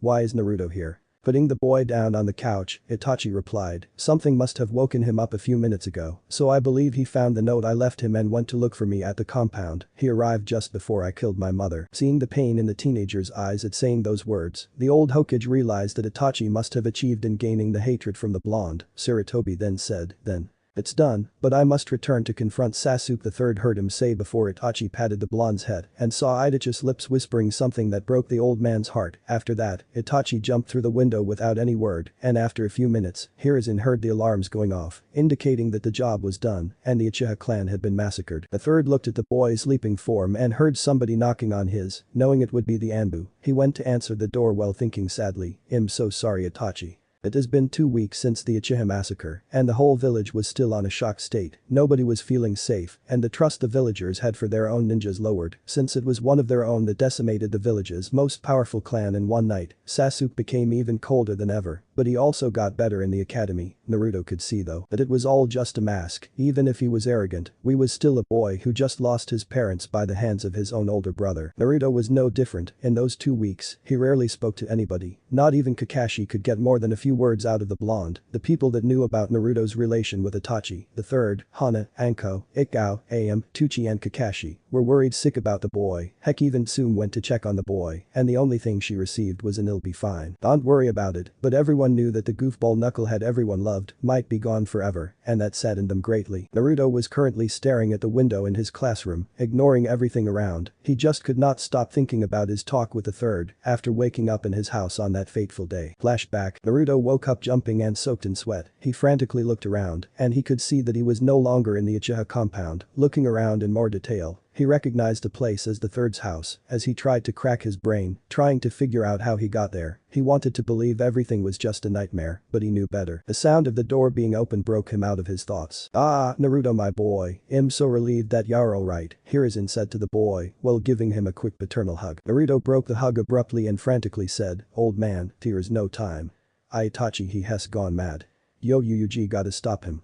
He had tears gathering in his eyes as he remembered Makoto's death. Seeing his surrogate grandson in this broken state was horrible for the old man, but he needed to be strong. Naruto could head to a dark path if there's no one there to guide him. The Hokage needed to make sure that no one, especially not Danzm, will take advantage of the boy's anger towards Itachi to manipulate him, resting a hand on the Jinchurika's shoulder. The third said with a grandfatherly voice, "Sigh, I am sorry Naruto, but it's already over. Itachi is gone, and only Sasuke survived the massacre." Naruto looked down at the ground and with tears streaming down his face, he weakly whispered, "Why would Itachi do this? Why?" I don't know my boy, I don't know," the old Sarutobi responded, feeling guilty that once again, he was lying to the blonde. Before he put me in that Jinjutsu fa that replayed me Maiko's death, controlling his breath to stop the tears from falling. Naruto continued after calming down a bit, I asked him why would he do this, and he said for power. He had such cold eyes when he said it. Naruto stood silent for a few seconds, just processing everything. After some time, he looked at the third who could see that his beautiful glowing blue slitted eyes had lost their glow and became a darker shade of blue, while the golden slit took on a more threatening tone. The boy then said, "One day old man, one day I will find him and I will get the truth, I promise, on Maiko's memory." The third could do nothing but feel like a failure after hearing those words. The most loyal shinobi in the Leaf's history had to massacre his entire clan, a founder clan of this village, to protect the very same and to make the young Uchiha's sacrifice even bigger, the teenager had to accept the hatred of the two people he loved the most. Then, like if that wasn't enough, the kindest boy the old man has ever met, the boy that despite all the hate that is received through the years, never stopped protecting and helping those who needed it, had lost the glow in his eyes and seems to have become as cold as Itachi. He felt like a failure of a Hokage. Then flashback, Naruto stopped his recollection after he spotted Sasuke sitting at his usual place next to him. Since the day of the massacre, they haven't spoken a word to each other. Granted, they rarely did, but they usually grunted at each other during the day. But now, not even that could be heard from them, and the whole class was feeling uneasy about it, to the point that not even their fangirls tried to get their attention, sensing the tension between the two. Instead of words, however, they did use their fists. Naruto has completely lost the care of hiding his skills, though he didn't show his bigger cards. He hadn't let Sasuke win in anything that the two competed, it always ended on a tie. After hearing the bell that signaled the end of the class he completely ignored, Naruto got up from his seat and left the room without a word to his friends, followed by Sasuke who did the same. After a few minutes of walking, Naruto found himself arriving at the small lake that Itachi used to take him whenever he felt down. He sat on the small pier and just stared at the sunset. Though, he suddenly heard, he knew who the owner of the voice was, but he was still surprised to see he was here. "Team," Naruto replied without taking his eyes from the sunset. Sitting next to Naruto, Sasuke stared at the sunset as well and said without stutter, "You are Itachi's apprentice, aren't you?" Feeling surprised at the question and the calm tone in which the lone Uchiha spoke, he replied with the same calmness, "Yes, I am. Do you know why he did it or where he is?" Sasuke inquired with tranquility. With a heavy sigh, Naruto looked down at his reflection on the water and replied, "No." A few minutes passed and the two just sat there in silence. Feeling a little uneasy about the silence, Naruto questioned, "How did you know?" Looking at Naruto from the corner of his eye, Sasuke replied, "One day, 3 years ago, I saw you practicing taijutsu, but what took my attention was that it was like seeing Itachi. Your moves now may have changed, but since I also trained with him, I know that some of your movements are from him. That's how I knew that you are his apprentice." Sasuke then looked at his reflection on the water and continued, "But I also know that he was as much a brother to you as he was to me." He surprised the blonde enough to make him look directly at Sasuke's face as he added, "Don't be so surprised, my mother always cared for you, even if she barely spoke about you. I could see the love in her eyes whenever your name popped up, just like whenever she looked at me or Itachi. That piqued my interest in you, and then one day, I heard Shisui saying something about Itachi's other little brother. It confused me, but one day I saw him playing with you at the park." He took a deep breath and continued, "Your eyes said it all, the way you looked at him. It was the same way I looked at him." He then looked back at the sunset. Feeling surprised at the declaration, Naruto stared at the sunset as well, and getting his senses ready in case conflict arises, he said with a small chuckle, "You must hate me then, huh?" Sasuke just closed his eyes, and after some minutes, he opened them again and replied, "No." Seeing that his answer really surprised the boy this time, he elaborated, "Sai, right now, you are the only one that really understands my pain. Itachi might not have been your brother in blood, but I know whenever I look at you that his betrayal hurt you as much as me, and I think that I am the only one that understands your pain as well. Right now you didn't stole my brother and mother, since they never stopped caring the same for me. It is Itachi who I hate, not you," he finished with a calm voice. Looking at Sasuke for some moments, Naruto looked at the distance again and said with the same calm voice that Sasuke used, "We'll find him one day. Whatever his reasons were, we will find him, of that I'm sure." Looking at the same spot that Naruto was looking, Sasuke replied, "Yeah, we will." Both stayed there in silence for the rest of the day, not aware that they were being looked at through a crystal ball belonging to the third Hokage. The old man looked at the scene, and with a small sad smile on his wrinkled face, murmured, "Sigh, at least, they'll have each other to get through this." Looking at the village through his windows, the third finished his thought. "You would have been very happy right now, Itachi." Thanks for watching.